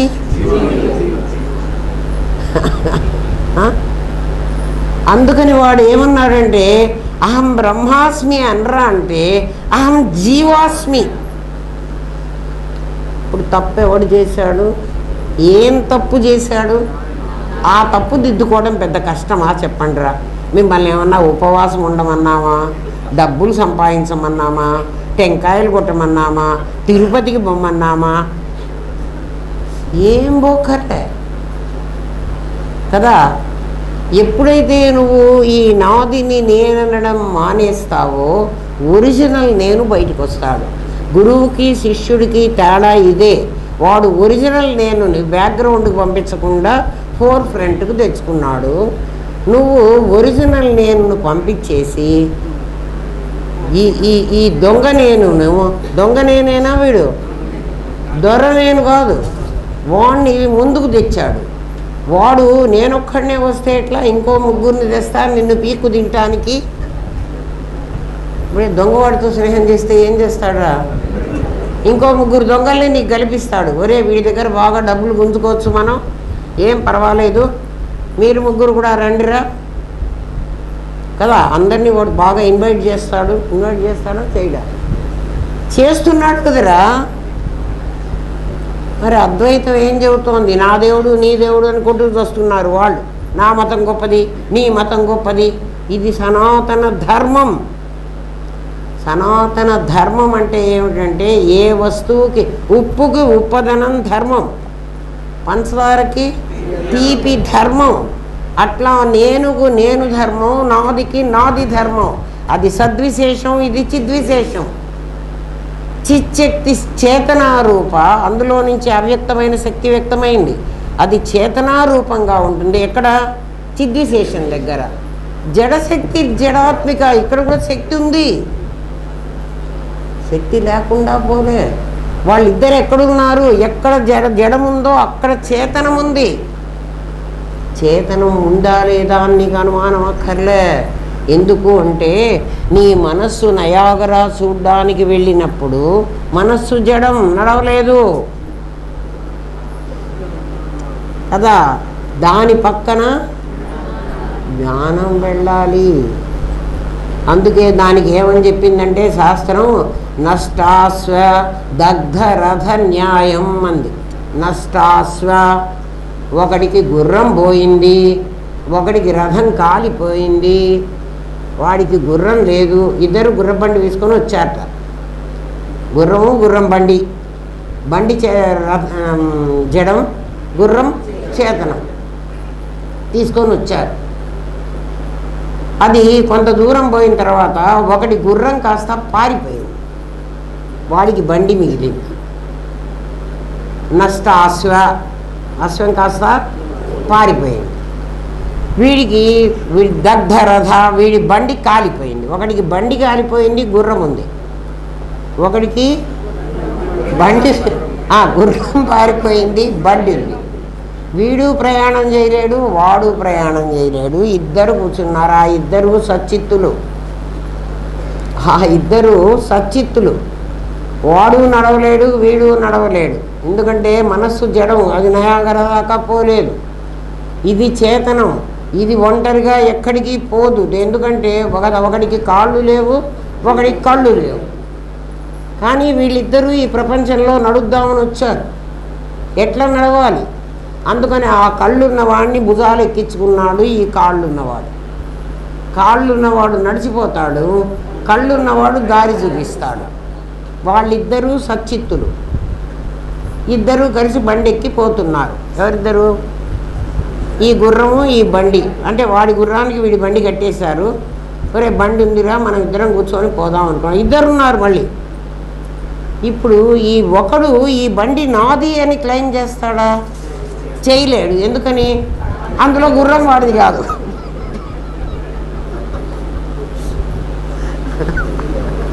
కదా, గుర్రం వాడిది కాదు. పోనీ గుర్రం వాడు క్లెయిమ్ చేస్తాడా? నాది గుర్రం కదా అని. ఒరే బండి నీది కాదురా. అందుకని వీళ్ళిద్దరూ చచ్చినట్టు ప్రయాణం కలిసే ఉండాలి. వీళ్ళిద్దరూ విడిపోవడానికి నేను విభజించడానికి వీలు కాని అఖండ సచ్చిదానంద మూర్తిని అన్నాడు. అయ్యా మా ఇద్దరిని ఇద్దరుగా కనపడుతున్నాం కానీ మీరిద్దరు వేరు చేయవాకండ్రా. వాడి బండి ఎత్తుకుపోతే నా గుర్రం బండి లేదు, నా గుర్రం లేకపోతే వాడి బండి పని. ఏం చెప్పారో మన ఋషులు. వాళ్ళకి ఎంత రుణం తీర్చుకోవడానికి మనకు అవుతుందర్రా? అస్సలు కాదర్రా.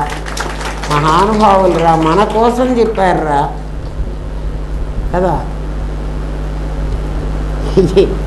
మన ఋషులు ఏమన్నా మనం కష్టపడతామేమో అని ఇంత పారాగ్రాఫులు రాస్తే అమ్మో అవన్నీ చదువుకుంటామో మనకు అర్థమవుతుందో కాదో అని ఎంత తేలిగ్గా చెప్పారురా. అయితే వాళ్ళు తేలిగ్గా చెప్తే మరి మాకు అర్థం కాలేదు కదండి, మీకు అర్థమవుతోంది కదా అండి అంటే, ఎవడు వాడి నేనును ఒరిజినల్ నేనును బయటికి లాక్కొస్తాడో వాడికి అర్థమవుతుంది. అంతే, సింపుల్. జీవుడనే నేనుకు అర్థం కాదు. ఎందుకంటే లేని వాడికి చదువు ఎట్లా వస్తుందిరా? నేను కాలేజీకే పోలేదండి, నాకు అటెండెన్స్ ఏదో మీరు వేసినట్టు వేసి కాండనేషన్ ఏదో కడతాను, డబ్బులు కడతానండి, వేసేసి నాకు మార్కులు వేయండి అంటే అట్లా మార్కులు వేసుకుని పాస్ అయిన వాడు, పరీక్ష కూర్చున్నవాడు అంటే కాలేజీకి పోలే, వాడు క్లాస్కే అటెండ్ కాలే, వాడికి ఏం లాభం లేదు. అంటే పాస్ అయిన సర్టిఫికెట్ వచ్చినా వాడికి చదువు రాదు కదా. అందుకని నువ్వు ఆలోచించరా నాయనా. నీ జ్ఞానం నీ లోపలే ఉంది. నీ సద్విశేషం చిద్విశేషము రెండుగా కనపడుతున్నా వాళ్ళు సత్సామాన్యం చిత్సామాన్యం అనేటువంటి ఇద్దరు. ఒకడికి బండి, ఒకడికి గుర్రం. కాబట్టి నీ మనస్సు అనేది పోతోంది అంటే ఆ మనస్సు వెంట ఒక గుర్రం కూడా పోతోంది. మనస్సు బండి, గుర్రం చేతనం, జ్ఞానం. అందుకే నా మనస్సు బాగలేదు అంటున్నావు. నీ మనస్సు బాగలేదు అని తెలుసుకుంటున్నది నీ జ్ఞానం. వాళ్ళిద్దరు అక్కడే ఉన్నారు కదా. నా మనస్సు చాలా హ్యాపీగా ఉంది, మనస్సు హ్యాపీగా ఉందిట. అదే చెబుతున్నది ఎవరు? జ్ఞానం. మనస్సు చెప్పదు. మనస్సే హ్యాపీ అయినట్లయితే, మనస్సే ఒకవేళ హ్యాపీ అయినట్లయితే ఏమ్మా, మనస్సు మళ్ళీ సాడు కాకూడదు. ఒకసారి హ్యాపీ అయిన మనస్సు సాడు కాకూడదు.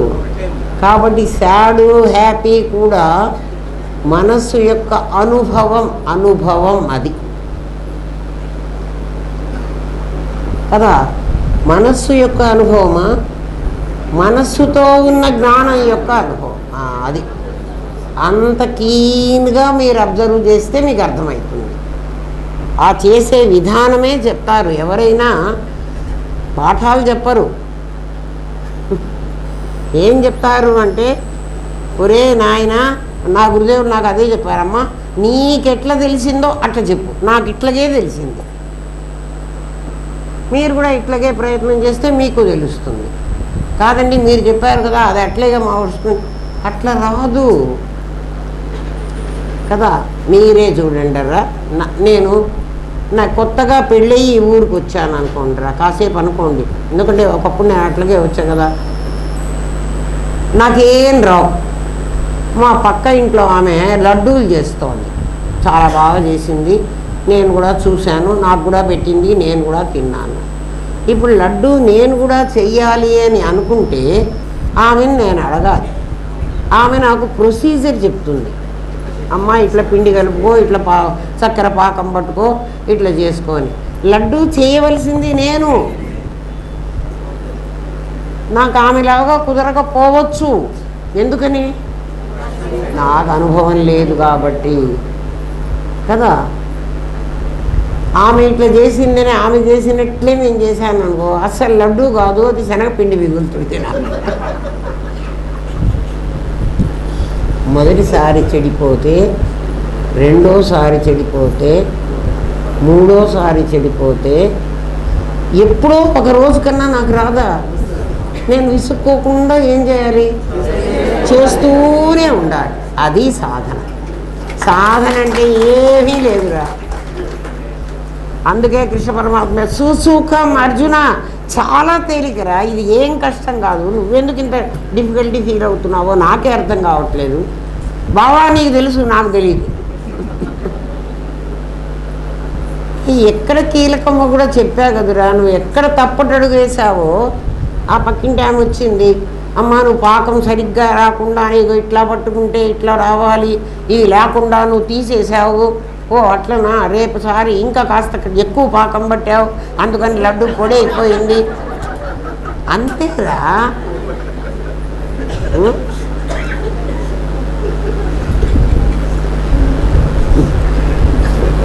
మన ఋషులు వేదవాక్యమనే గోధుమ పిండితో వేదసారమనే క్షీరము పోసి ఆదరముగా మంచి భాండవమును వేసి ఆదిమునులు మంచి పాకము పట్టిరి. రామనామమనే మిఠాయి ఇదుగో రండి సుజనులారా.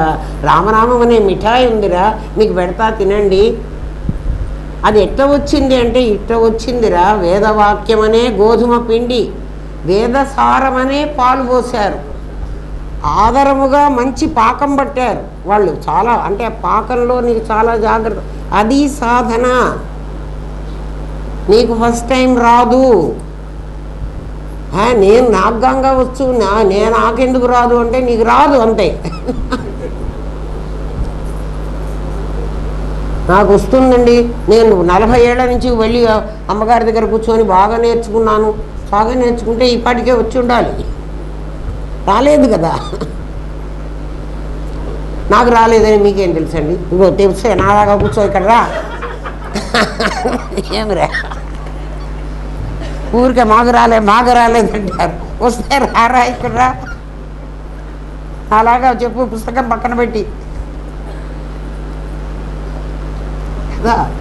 మీకు రామనాథం గారు అనుగ్రహించి మీకు అంతా ఇచ్చేశారు, నాకేమీ ఇలే. గ్లాసు ఆయన దగ్గరే పెట్టుకున్నాడు.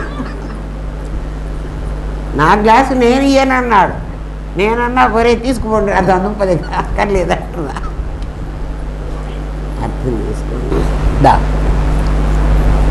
ఈ ఫస్ట్ ఫేజ్ అర్థమైతే సెకండ్ ఫేజ్ మళ్ళీ చెప్తా.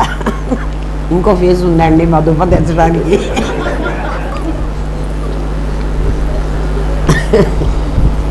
దుంప తెంచడం అంటే ఏంటో తెలుసునా? మన రూట్, ఆ రూట్ కనుక ఉంటే దానికి మళ్ళీ పిలకలు వేసుకుంటూ ఉంటుంది. మళ్ళీ మొక్కలు మొలుస్తూ ఉంటాయి. అవి మొక్క మొలవడం అంటే మళ్ళీ జన్మకి వెళ్ళటం. జన్మకు వెళ్లకుండా నిన్ను ఉంచాలంటే ఏం చేయాలి? రూట్ కత్తిరించేసేయాలి. అందుకని దుంప తెగ అంటారు. దుంప తెగ అంటే ఏమిటి అర్థం? ఇంకా మళ్ళీ జన్మకు పోవాకురా అని. నీ దుంప వెయ్య అంటే నీకు 2-3 పిలకలేసి బాగా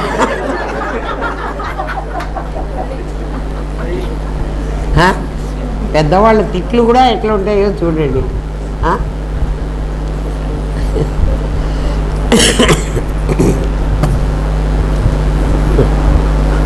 పెద్దవాళ్ళు తిట్లు కూడా బలి తిడతారు.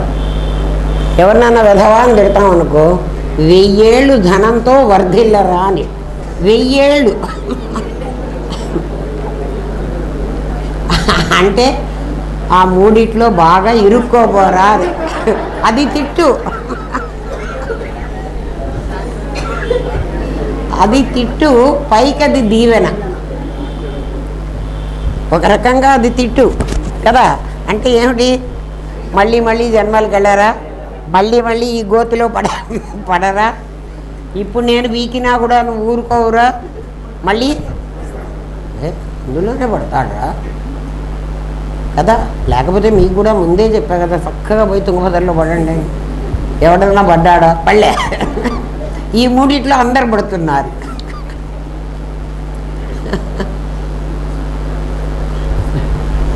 ఎవడన్నా పడకపోతే, అమ్మో ఆ భానుమతి దగ్గరికి వెళ్ళారంటే మీకు పెళ్ళిళ్ళు కావు, పెళ్ళి కావద్దని చెప్తుంది అని కూడా చెప్పారు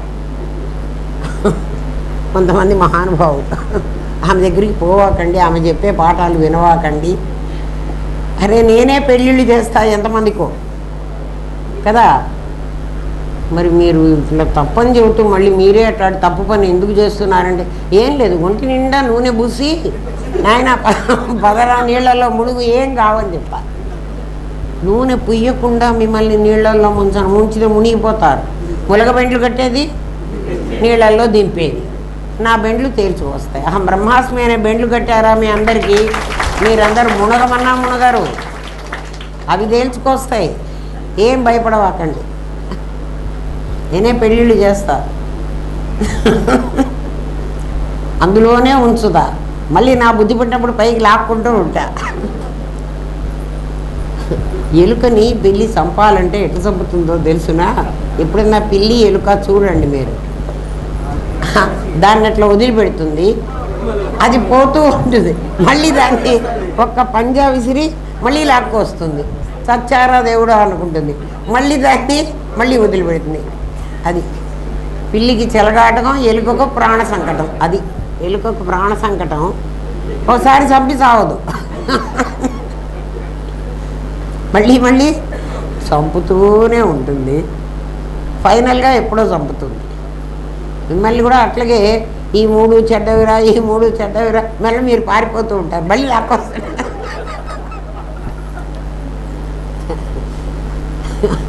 నేను పిల్లిందిరా, మీరు ఎలుకలరా.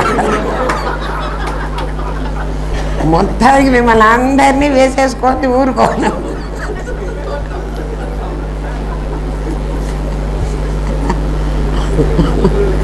అంతేనా?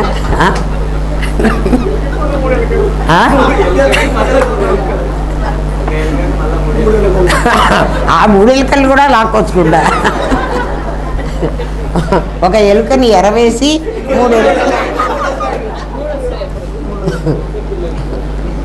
వస్తాయి. కానీ ఆ ధనేషణ అనే ఎలుక నుంచి తప్పించడం కష్టం రా. దారేషణ పుత్రేషణ ఎట్టగొట్ట మానిపించవచ్చు. కానీ అమ్మో అది ఫస్ట్ మొట్టమొదటి నిన్ను పడేసిందే అసలు అది కదా. దాని నుంచి రావడం అంటే ఇంపాసిబుల్. ఇక్కడ విన్నంతసేపు కరెక్టే కదా, చాచా తప్పు చేస్తున్నాం. కుక్క దాలిగుంటలో పడుకున్నంతసేపు అనుకుంటుందిట, చీచి ఎవరింటికి పోకూడదు, గాలిగుంట వెచ్చగా ఉంది, ఆనందధామం చాలా బాగుంది, ఇక్కడే ఉందాం, అమ్మగారు ఏదో ఒకటి వండి మనకి ఇంత ముద్ద పెడతా తినేద్దాం, హాయిగా ఇక్కడే పడుకుందాం, మన ఇళ్ళకి పోవద్దు, ఇంక అవసరమే లేదు అని అనిపిస్తుంది. ఎప్పుడు దాలిగుంటలో పడుకున్నంతసేపు. ఒక్కసారి లేచి జూలు విదిలి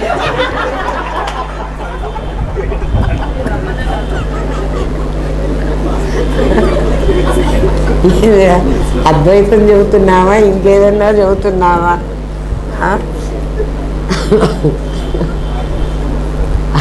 అర్థమైందా? అనుభవం వినండి.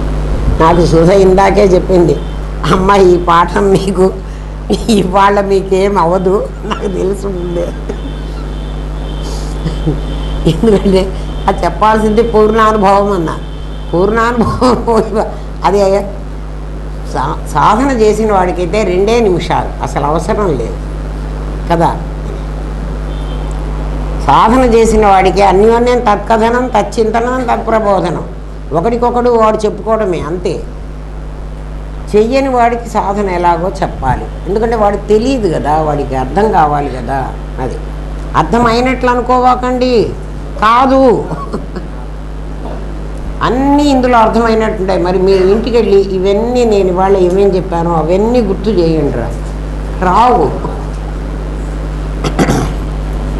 సరే, టైర్లో గాలి బంధింపబడింది. నీ నాదిని గురించి చెప్తున్నా, అనుభవం చెప్పమన్నాడు కదా. టైర్లో గాలి బంధింపబడింది, కారు టైర్లో కదా. మనం గాలి కొట్టించుకోవడానికి పోయినప్పుడు అక్కడ ఏమంటామంటే PSI 30-35 పెట్టండి రా అంటాం కదా. పౌండ్ ఫర్ స్క్వేర్ ఇంచ్, ఎంత గాలి పెట్టాలి అని వాడు అడుగుతారు. వాడికి చదువు కూడా రాదు గాలి పెట్టేవాడు. ఒరే ఫ్రంట్ వీల్లో 30 పెట్టరా, బ్యాక్ వీల్లో 35 పెట్టరా, లేకపోతే దేంట్లో గాలి కొంచెం తక్కువ ఉందో చూడరా, అట్లా పెట్టమంటాడు. దీనికి 20 చాలరా అంటారా అనరా కారు డ్రైవ్ చేసేవాళ్ళు. అది అంటే ఆ గాలి ఏం చేస్తోందంటే జస్ట్ 20-25 పెడతాడు వాడు. ఇట్లా తిప్పితే మనకు కనపడుతూ ఉంటుంది కదా. మ్యాక్సిమం 30-35 పెడతాడు. ఏంట్రా 35, అదే మ్యాక్సిమం అన్నాక అంతే పెడతాడు. ఆ గాలి అంతా కలిస్తే కూడా చాలా కొంచెమే ఉంటుంది, ఎందుకంటే టైరే ఇంత ఉంటుంది. ఆ టైర్లో పెట్టిన గాలి లోపల ఇంకా తక్కువ ఉంటుంది. కానీ ఆ గాలి ఏం చేస్తుందంటే కారు బరువుని, కారు చాలా బరువు ఉంటుంది, కారు బరువుని ఆ కారులో కూర్చున్న 5గురిని, ఇంకా అవసరమైతే ఇంకొకళ్ళు మేము సర్దుకుంటాంలే ఇంకోళ్ళని ఎక్కించండి, నీకే ఆ గాలి కదా మొయ్యాలి.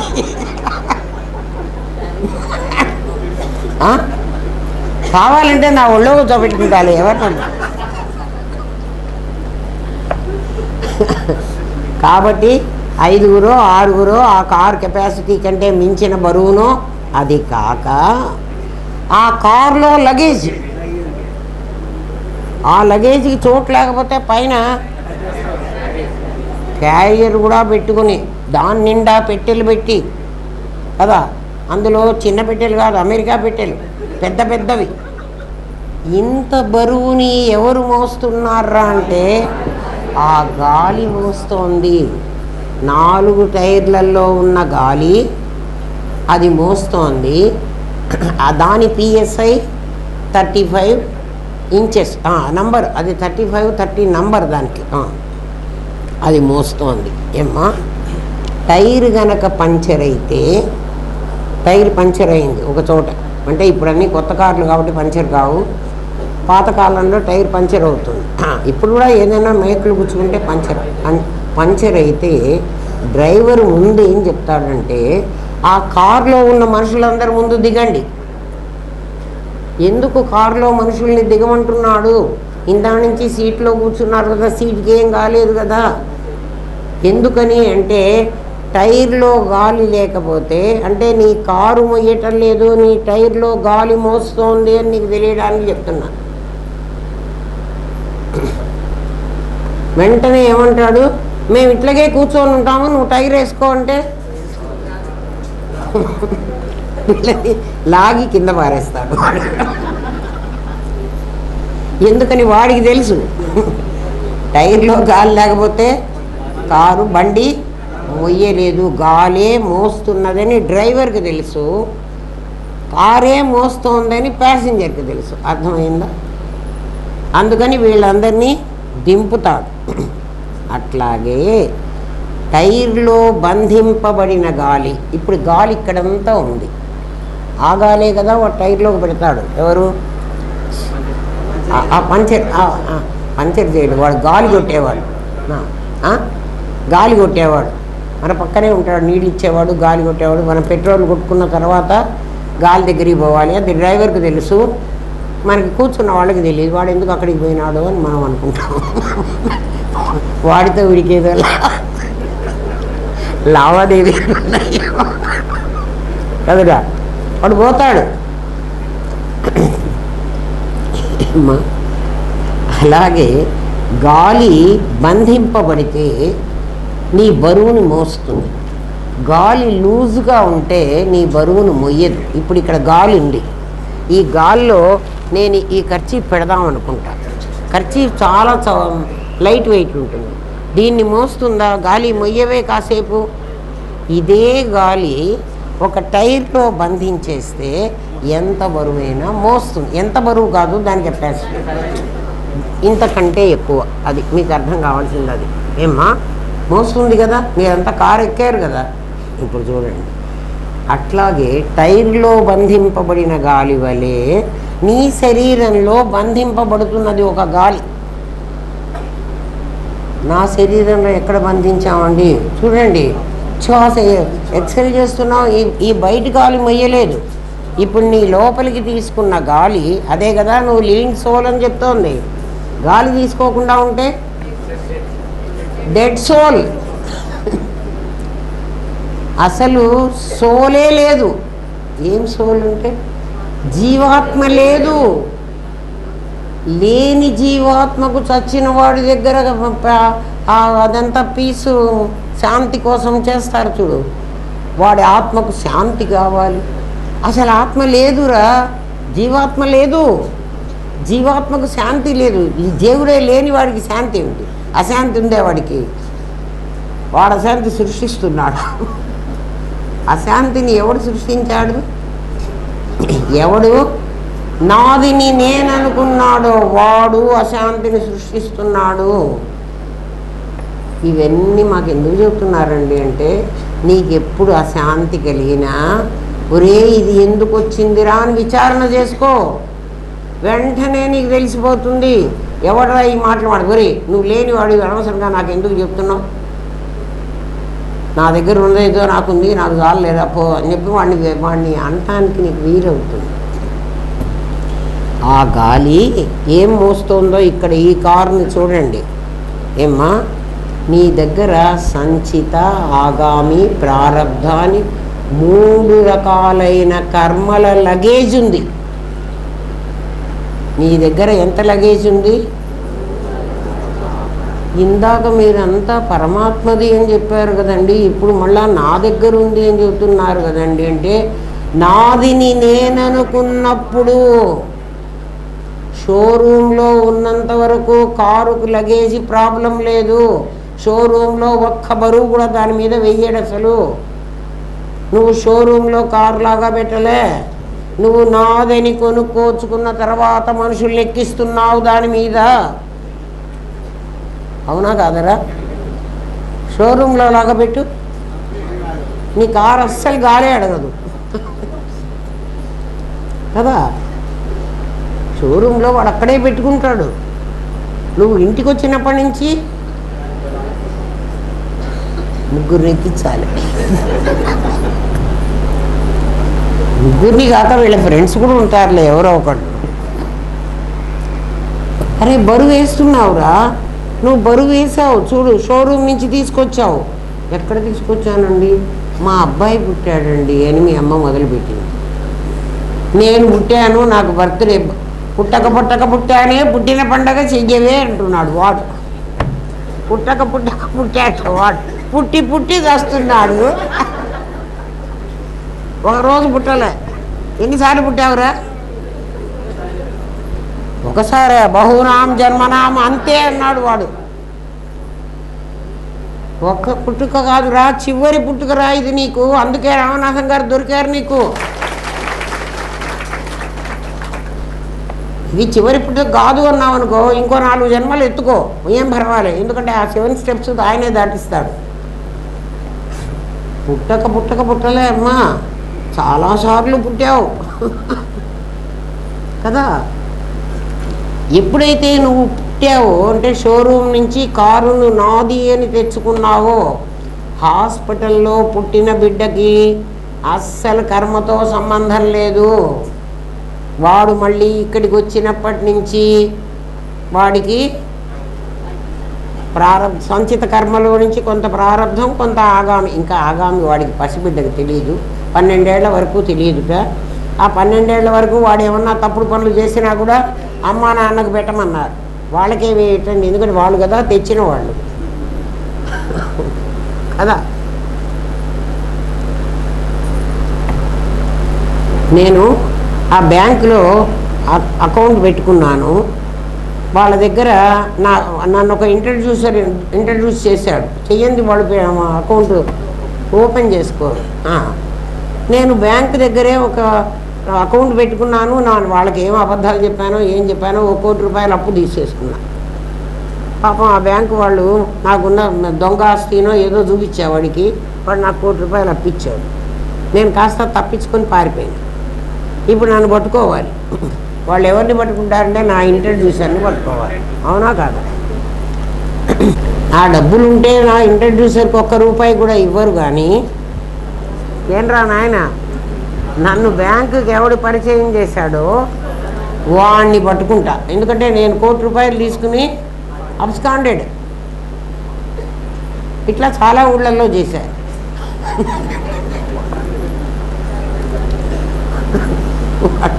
అందుకని 12 ఏళ్ల లోపల పిల్లలు ఏదైనా తప్పు చేస్తే వాడి ఇంట్రడ్యూసర్ ఎవరు అంటే అమ్మా నాన్న వీళ్ళని పట్టుకుంటాడు.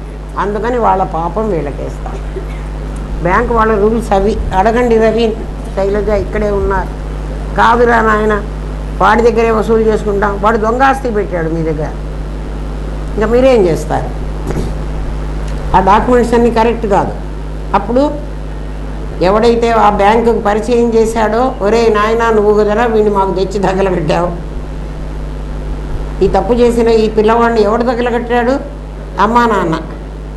అందుకని పాపం ఎవరు అనుభవించాలి? 12 ఏళ్ల వరకు, బాల్యం వరకు. ఏమ్మా, నీ సంచిత, ఆగామి, ప్రారబ్ధ అనేటువంటి 3 కర్మలు నీ లగేజ్. నీ కారు ఫ్రెష్గా ఉన్న కారు షోరూంలో ఉన్నప్పుడు దానికి లగేజ్ లేదు. ఇక్కడికి వచ్చేటప్పటికి ఎప్పుడైతే నాది అని కొనుక్కుని తెచ్చుకున్నావో అప్పటి నుంచే దానికి డెకరేషన్స్ అన్నీ చేస్తావు, దాంట్లో బరువులు వేస్తావు. షోరూమ్ వాడు ఏం వేయలే, కారు తయారు చేసి పెట్టుకున్నాడు కదా. నువ్వు ఎట్లా తెచ్చుకున్నావు అంటే నాది అని కొంచెం డబ్బులు వాడికి ఇచ్చి తెచ్చుకున్నావు. వాడి పోతే బ్యాంకు వాడు ఇచ్చాడు ఎవడో ఒకడు.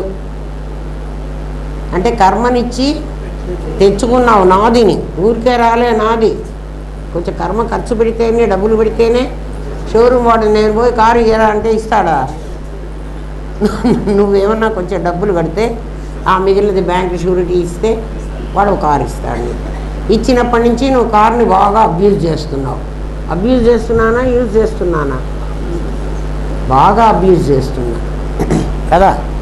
సరే, ఏమో నీ సంచిత, ఆగామి ప్రారబ్ధాలను నీ నీ నీ ప్రెషర్ మోస్తోంది. దానికి పిఎస్ఐ లాగా నీ దగ్గర బ్లడ్ ప్రెషర్ అనే ఒక ప్రెషర్ ఉంది.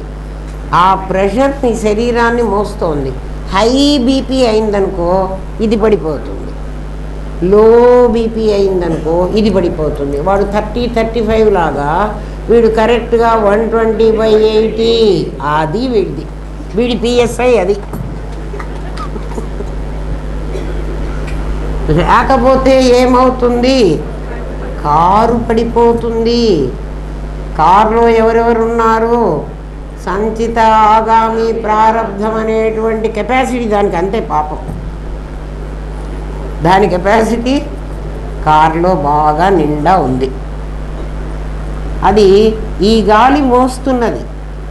ఈ గాలి ఎక్కువ తక్కువైనా, ఈ గాలి అసలు లేకపోయినా కారు కాస్త గాలి తగ్గుతుంటేనే వాడు ముందు మనుషుల్ని దింపుతున్నాడు డ్రైవర్ గాడు. అదే నీకు ఎప్పుడైతే తగ్గుతున్నదో నీ నాదికి, నువ్వు డాక్టర్ దగ్గరికి పోయి మళ్ళీ వేసుకొని వస్తున్నావు. అక్కడికే వెళ్ళి ఆ పెట్రోల్ బంకుకి వెళ్ళి, ఒరే నాయన గాలి ఉందా నీ దగ్గర, గాలి ఉందా అని అడుగుతాడు. గాలి అంతటా ఉంటుంది.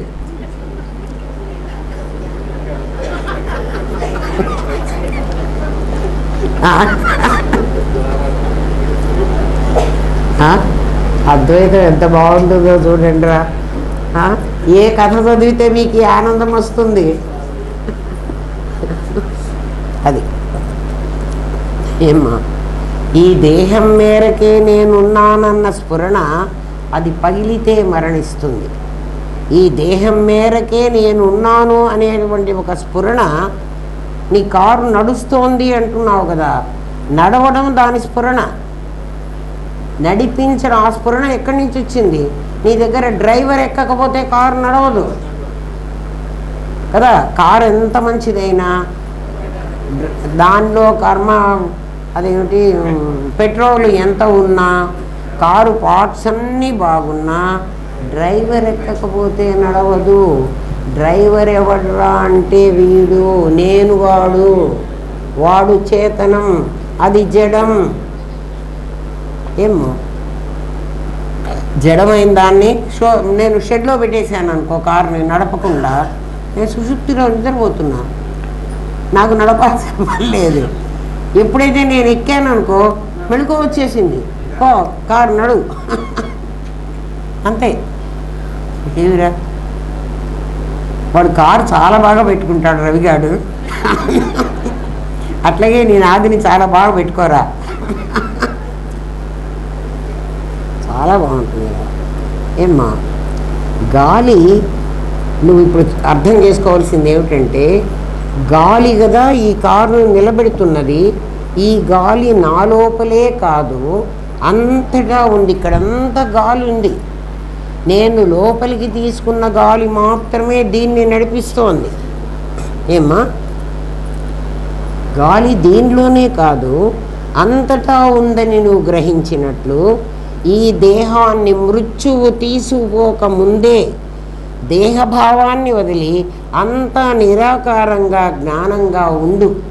నువ్వు ఈ గాలి, నీ లోపలికి తీసుకున్న గాలి నీ శరీరాన్ని నడుపుతోంది, అవునా కాదా? బయట కూడా గాలి ఉంది కదా, ఈ గాలే బయట ఉంటే ఈ శరీరాన్ని నడుపుతోంది కదా ఒక గాలి. ఇదే గాలి బయట కూడా ఉంది కదా, కాబట్టి ఈ బయట గాలిని నేను అని నీకు అర్థమైతే, ఈ లోపలికి తీసుకున్న గాలి ఏమవుతోంది అంటే నా సంచిత, నా ప్రారబ్ధ, నా ఆగామిల్ని నడిపిస్తోంది. ఈ మూడు కాకుండా ఈ గాలి నేను అని నువ్వు గ్రహిస్తే, ఈ గాలి నేను ఎట్లా గ్రహించమంటారండి అంటే, నీ లోపలికి వచ్చిన గాలి దీన్ని కాపాడుతోంది, అది లేకపోతే ఇది పగిలిపోతుంది అంటున్నావు. టైర్లోకి గాలి రాకపోతే కారు మొయ్యలేదు. అట్లా నువ్వు పీల్చి విడిచిన గాలి లేకపోతే నీ శరీరం పడిపోతుంది. ఏ గాలి అయితే ఈ శరీరాన్ని కాపాడుతున్నదో ఆ గాలి ఇక్కడ ఉందా లేదా? ఇక్కడ ఉంది అని ముందు తెలుసుకో. తెలుసుకుంటే నీ శరీరం ఉన్నా పడిపోయినా ఇందులోకి వచ్చిన గాలి దీన్ని నడిపినప్పుడు ఈ గాలి నన్ను ఎందుకు నడపదు? నేను శరీరం కాదు కదరా, నేను శరీరం అయితే నడపాలి, నేను శరీరం కాదు కదా. శరీరం అవబట్టి నేను ఈ కర్మలన్నీ వేసుకున్నా, 3 కర్మలు. అర్థమవుతుందా? ఈ 3 కర్మలు శరీరం నేను కాదంటే నాకు సంబంధం లేదు. మరి నేను ఉండడానికి అక్కడ ఉన్న నేను ఉండలేనా? ఎందుకంటే ఉండడం కదా నా లక్షణం. ఉండడం నా లక్షణం అంటే నేను సత్తునరా. మరి ఇక్కడున్నాను అంటున్నారేంటండి? అరే ఇక్కడుంది, గాలి ఉంది అంటున్నావు కదా, అగ్ని ఉంది అంటున్నావు కదా, ఆకాశం ఉంది అంటున్నావు. ఆ ఉండడం నువ్వురా, ఆ అగ్ని నువ్వు కాదు. అర్థమైందా? మరి ఆ ఉండడాన్ని ఎవడూ కాదండు, నువ్వే ఒప్పుకుంటున్నావు కదా. గాలి ఉంది, ఆకాశం ఉంది, నీళ్ళు ఉన్నాయి. అబ్బా గాలి లేదబ్బా, అస్సలు గాలి లేదు మనమే అంటాం కదరా. లేదని మనం ఏం చేస్తున్నాం అంటే గాలి నిజంగా లేదా? నాకు కావలసినంత లేదు. టైర్లో గాలి లేదు అంటాడు వాడు. అంటే టైర్లో అస్సలు గాలి అంతా పోయిందా? పోతే నువ్వు కారు ఎప్పుడో కింద పడేది. గాలి తగ్గింది, మనం గాలి లేదు అంటున్నాం చూడండి. గాలి తగ్గింది అను, లేదనవా. అన్ని తప్పుడు మాటలే, ఎందుకంటే తప్పుడు మనిషి అయిపోయినావు. నువ్వు ఎప్పుడైతే జీవుడు అయినావో అన్ని అబద్ధాల మాటలు మాట్లాడతావు. కరెక్ట్ మాటలు మాట్లాడడం కూడా రాదు. ఎందుకంటే వాడికి రాదు కదా. దేవుడికి అన్నీ మంచిగా వచ్చు, జీవుడికి వాడు లేడు కదా. లేని వాడు ఇంకేం మాట్లాడతాడు. ఒక్క పారాగ్రాఫే మా సుధ చెప్పింది కరెక్ట్. అమ్మ ఒక పారాగ్రాఫే అవుతుంది, మీకు ఏం కాదు. అవును, ఏం కాదు. పెద్ద పెద్ద టాపిక్స్ ఇచ్చి నన్ను చాలా మినిమైజ్ చేసి మీకు అర్థం కావాలి చెప్పమంటే ఎట్లా చెప్పేదిరా కదా. సన్నగా మనం ఏమిటి పగడాలో ముత్యాలో నల్లబూసలో గుచ్చుకుంటాం చూడు, బంగారం కడ్డీ. ఆ కడ్డీ చెయ్యాలంటే వాడు ఎన్నిసార్లు ఒక కన్నంలో నుంచి దూర్చి కంసలు వాడు ఏం చేస్తాడు, ఇంతలో బంగారం కడ్డీని ఆ సన్నగా ఒక ఇంత ప్లేట్ ఉంటుంది వాడి దగ్గర, ఒక్కొక్క దాంట్లో ఒక సన్న చిల్లులు ఉంటాయి. మీరు వెళ్ళి కంసలు వాళ్ళ దగ్గర కూర్చొని చూడండి, మీకు సృష్టి ఎంత అర్థమైపోతుంది. వాడి బంగారం కాదు ఇవాక చూడండి. ఏమ్మా ఆ సన్నగా తీగ లాగుతాడు. అంత కష్టమైన విషయాన్ని ఎన్నిసార్లు ఆ తీగలో లాగి అతి సున్నితంగా చేస్తే తప్ప మీకు అర్థం కాదు. అదిరా మీకు జరుగుతున్నది. ఇందా నుంచి గంటన్నర బట్టి నేనేం చేస్తున్నాను అంటే ఒక చిన్న ప్లేట్ పెట్టుకుని ఆ ప్లేట్లో దీన్ని ఇంకా సన్నగా ఎందుకంటే ఇక్కడ ముత్యాలు పగడాలు నేను చుట్టాల్సింది.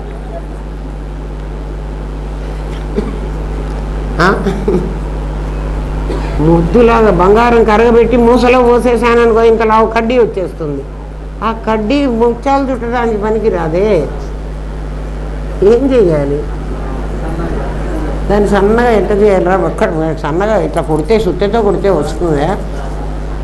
సన్న కడ్డీలో ఆ చిల్లిలో పెట్టి దాన్ని సాగబీకాలి. అంతసేపు సాగబీకితే ఆ బ్రెయిన్లోకి మాకేంటమ్మా ఇంత కష్టమా మాకు అంటే మీ బ్రెయిన్లోకి దూరుస్తున్నా ట్రాన్స్మిట్ చేయాలి. అది డైరెక్ట్గా గురువు బ్రెయిన్లో నుంచి. అందుకే కూర్చొని వినండిరా అంట. లేదు మేము టీవీలో పెట్టుకుని వింటాం. టీవీలో పెట్టుకుంటే నీ బొంద వస్తుంది. ఏమొస్తుంది? నువ్వు అన్ని ఇంట్లో పనులు చేసుకుంటూ ఆ టీవీలో వినపడుతుంటుంది. విన అమ్మాయితో చెబుతున్నారు బాగానే ఉంది. అది కాదురా నాయన. గురువు ఇంటైనా వెంటైనా ఉంటేనే వాడి బ్రెయిన్లో నుంచి నీ బ్రెయిన్లోకి ట్రాన్స్మిట్ కావాలి. అదే విద్య, లేకపోతే రాదు. అది నేర్చుకోవాలంటే మరి నా గురువు కాస్త దేహం సాలించి వెళ్ళిపోయినాడు. చాలా కష్టపడ్డాను. మీకు తెలియదు, మీకు ఆ సంగతి. నేను కష్టపడ్డవాడిని నాకు తెలుసు, అనుభవం నాకుంది. మీకు ఆ అనుభవం లేదు కాబట్టి ఫ్రీగా వస్తుంది కదా, ఏం పర్వాలేదులే. వింటే విందాం, లేకపోతే లేదు. 6:30కు వచ్చినా ఏం పర్వాలేదు. అది కథ. ఏమ్మా ఏమైందంటే ఈ దేహాన్ని మృత్యువు తీసుకుని పోకముందే దేహభావాన్ని వదిలి, దేహభావం అంటే దేహం నేనన్న భావం, అది మీరు పోగొట్టుకోవాల్సింది. అది ఎంత కష్టం ఉందిరా. మీ డబ్బులు పోగొట్టుకోమంటే కష్టపడాలి, పెళ్ళాన్ని వదిలిపెట్టమంటే కష్టపడాలి. ఏంట్రా నీ కొడుకుని కనద్దులేరా అంటే కష్టపడాలి. మేము అట్లా చెప్పట్లే. దేహం నేనన్న భావం వదలమంటున్నాడు. దేహాభిమానే గళితే అంటే అది అర్థం. ఏమ్మా అంతటా నిరాకారంగా జ్ఞానంగా నువ్వు ఉండు. అప్పుడు నాకు దేహం ఉండదా అంటావేమో. ఆ దేహము నా సత్తు, నగగా లేదు, బంగారంగా ఉన్నానని నీకు అర్థమవుతుంది కదా. నీ దగ్గర కమ్మలు గాజులు ఉంటే పెట్టుకుంటావు, బంగారంగా ఉంటే ఉన్నది కదా నీ దగ్గర. బంగారం ఉన్నదన్న ఆలోచన ఉంటుందా ఉండదా? ఉంది. పెట్టుకోవాలంటే కమ్మలు చేయించుకుంటావు, పెట్టుకుంటావు. కావాలంటే దేహం ధరిస్తాను, అక్కర్లేదంటే బంగారంగా ఉంటాను. ఎందుకుగా నాదిగా ఉంటావు? అది నా దేహము నా సత్, నగగా లేదు కానీ బంగారంగా ఉన్నదని, నేను దాన్ని చూచేవాడినని, చిత్ అంటే నేను చూసేవాడిని, అది చూడబడేది అని గ్రహించిన వాడికి మరణం లేదు, వాడు చావు. చచ్చేది ఎవరు చూస్తారు? కారు వస్తుంది కదా. నేనన్నవాడు మీది 11 నిమిషాలు నేను దొంగతనం చేశాను, కానీ మంచి పనికే వాడుకున్నా కాబట్టి కదా. ఒకడు దొంగతనం చేసి నేరం నాది కాదు ఆకలిది అన్నాడు కదా. కాబట్టి ఆ బ్రెడ్ కోసమని వాడు దొంగతనం చేశాడు. నేను కూడా కంప్లీట్గా మీకు ఆ థాట్ మీకు అందించడం కోసం మీ టైంని 11 నిమిషాలు కాజేశాను. ఓం తత్సత్. స్వస్తి ప్రియాభ్య పరిపాలయంతాన్యాయేన మార్గేణ మహిన్మహేష గోబ్రాహ్మణేభ్య శుభమస్తు నిత్యం లోకాః సమస్తాః సుఖినో భవంతు. ఓం పూర్ణమదః పూర్ణమిదం పూర్ణాత్ పూర్ణముదచ్యతే పూర్ణస్య పూర్ణమాదాయ పూర్ణమేవావశిష్యతే. ఓం శాంతి శాంతి శాంతి. ఓం నమో బ్రహ్మాదిభ్యో బ్రహ్మ విద్యా సాంప్రదాయ కర్తృభ్యో వంశ-ఋషిభ్యో గురుభ్యో నమో మహద్భ్యః. సర్వోపద్రవరహిత ప్రజ్ఞానఘనః ప్రత్యగర్ధో బ్రహ్మైవాహమస్మి బ్రహ్మైవాహమస్మి బ్రహ్మైవాహమస్మి. హాయిగా వెళ్ళి రండిరా. ఎవ్వరి వాళ్ళ లేవరు, నాకు తెలుసు. అందరు అట్లే కూర్చుంటారు. కూర్చోండి, ఏం పర్వాలేదు.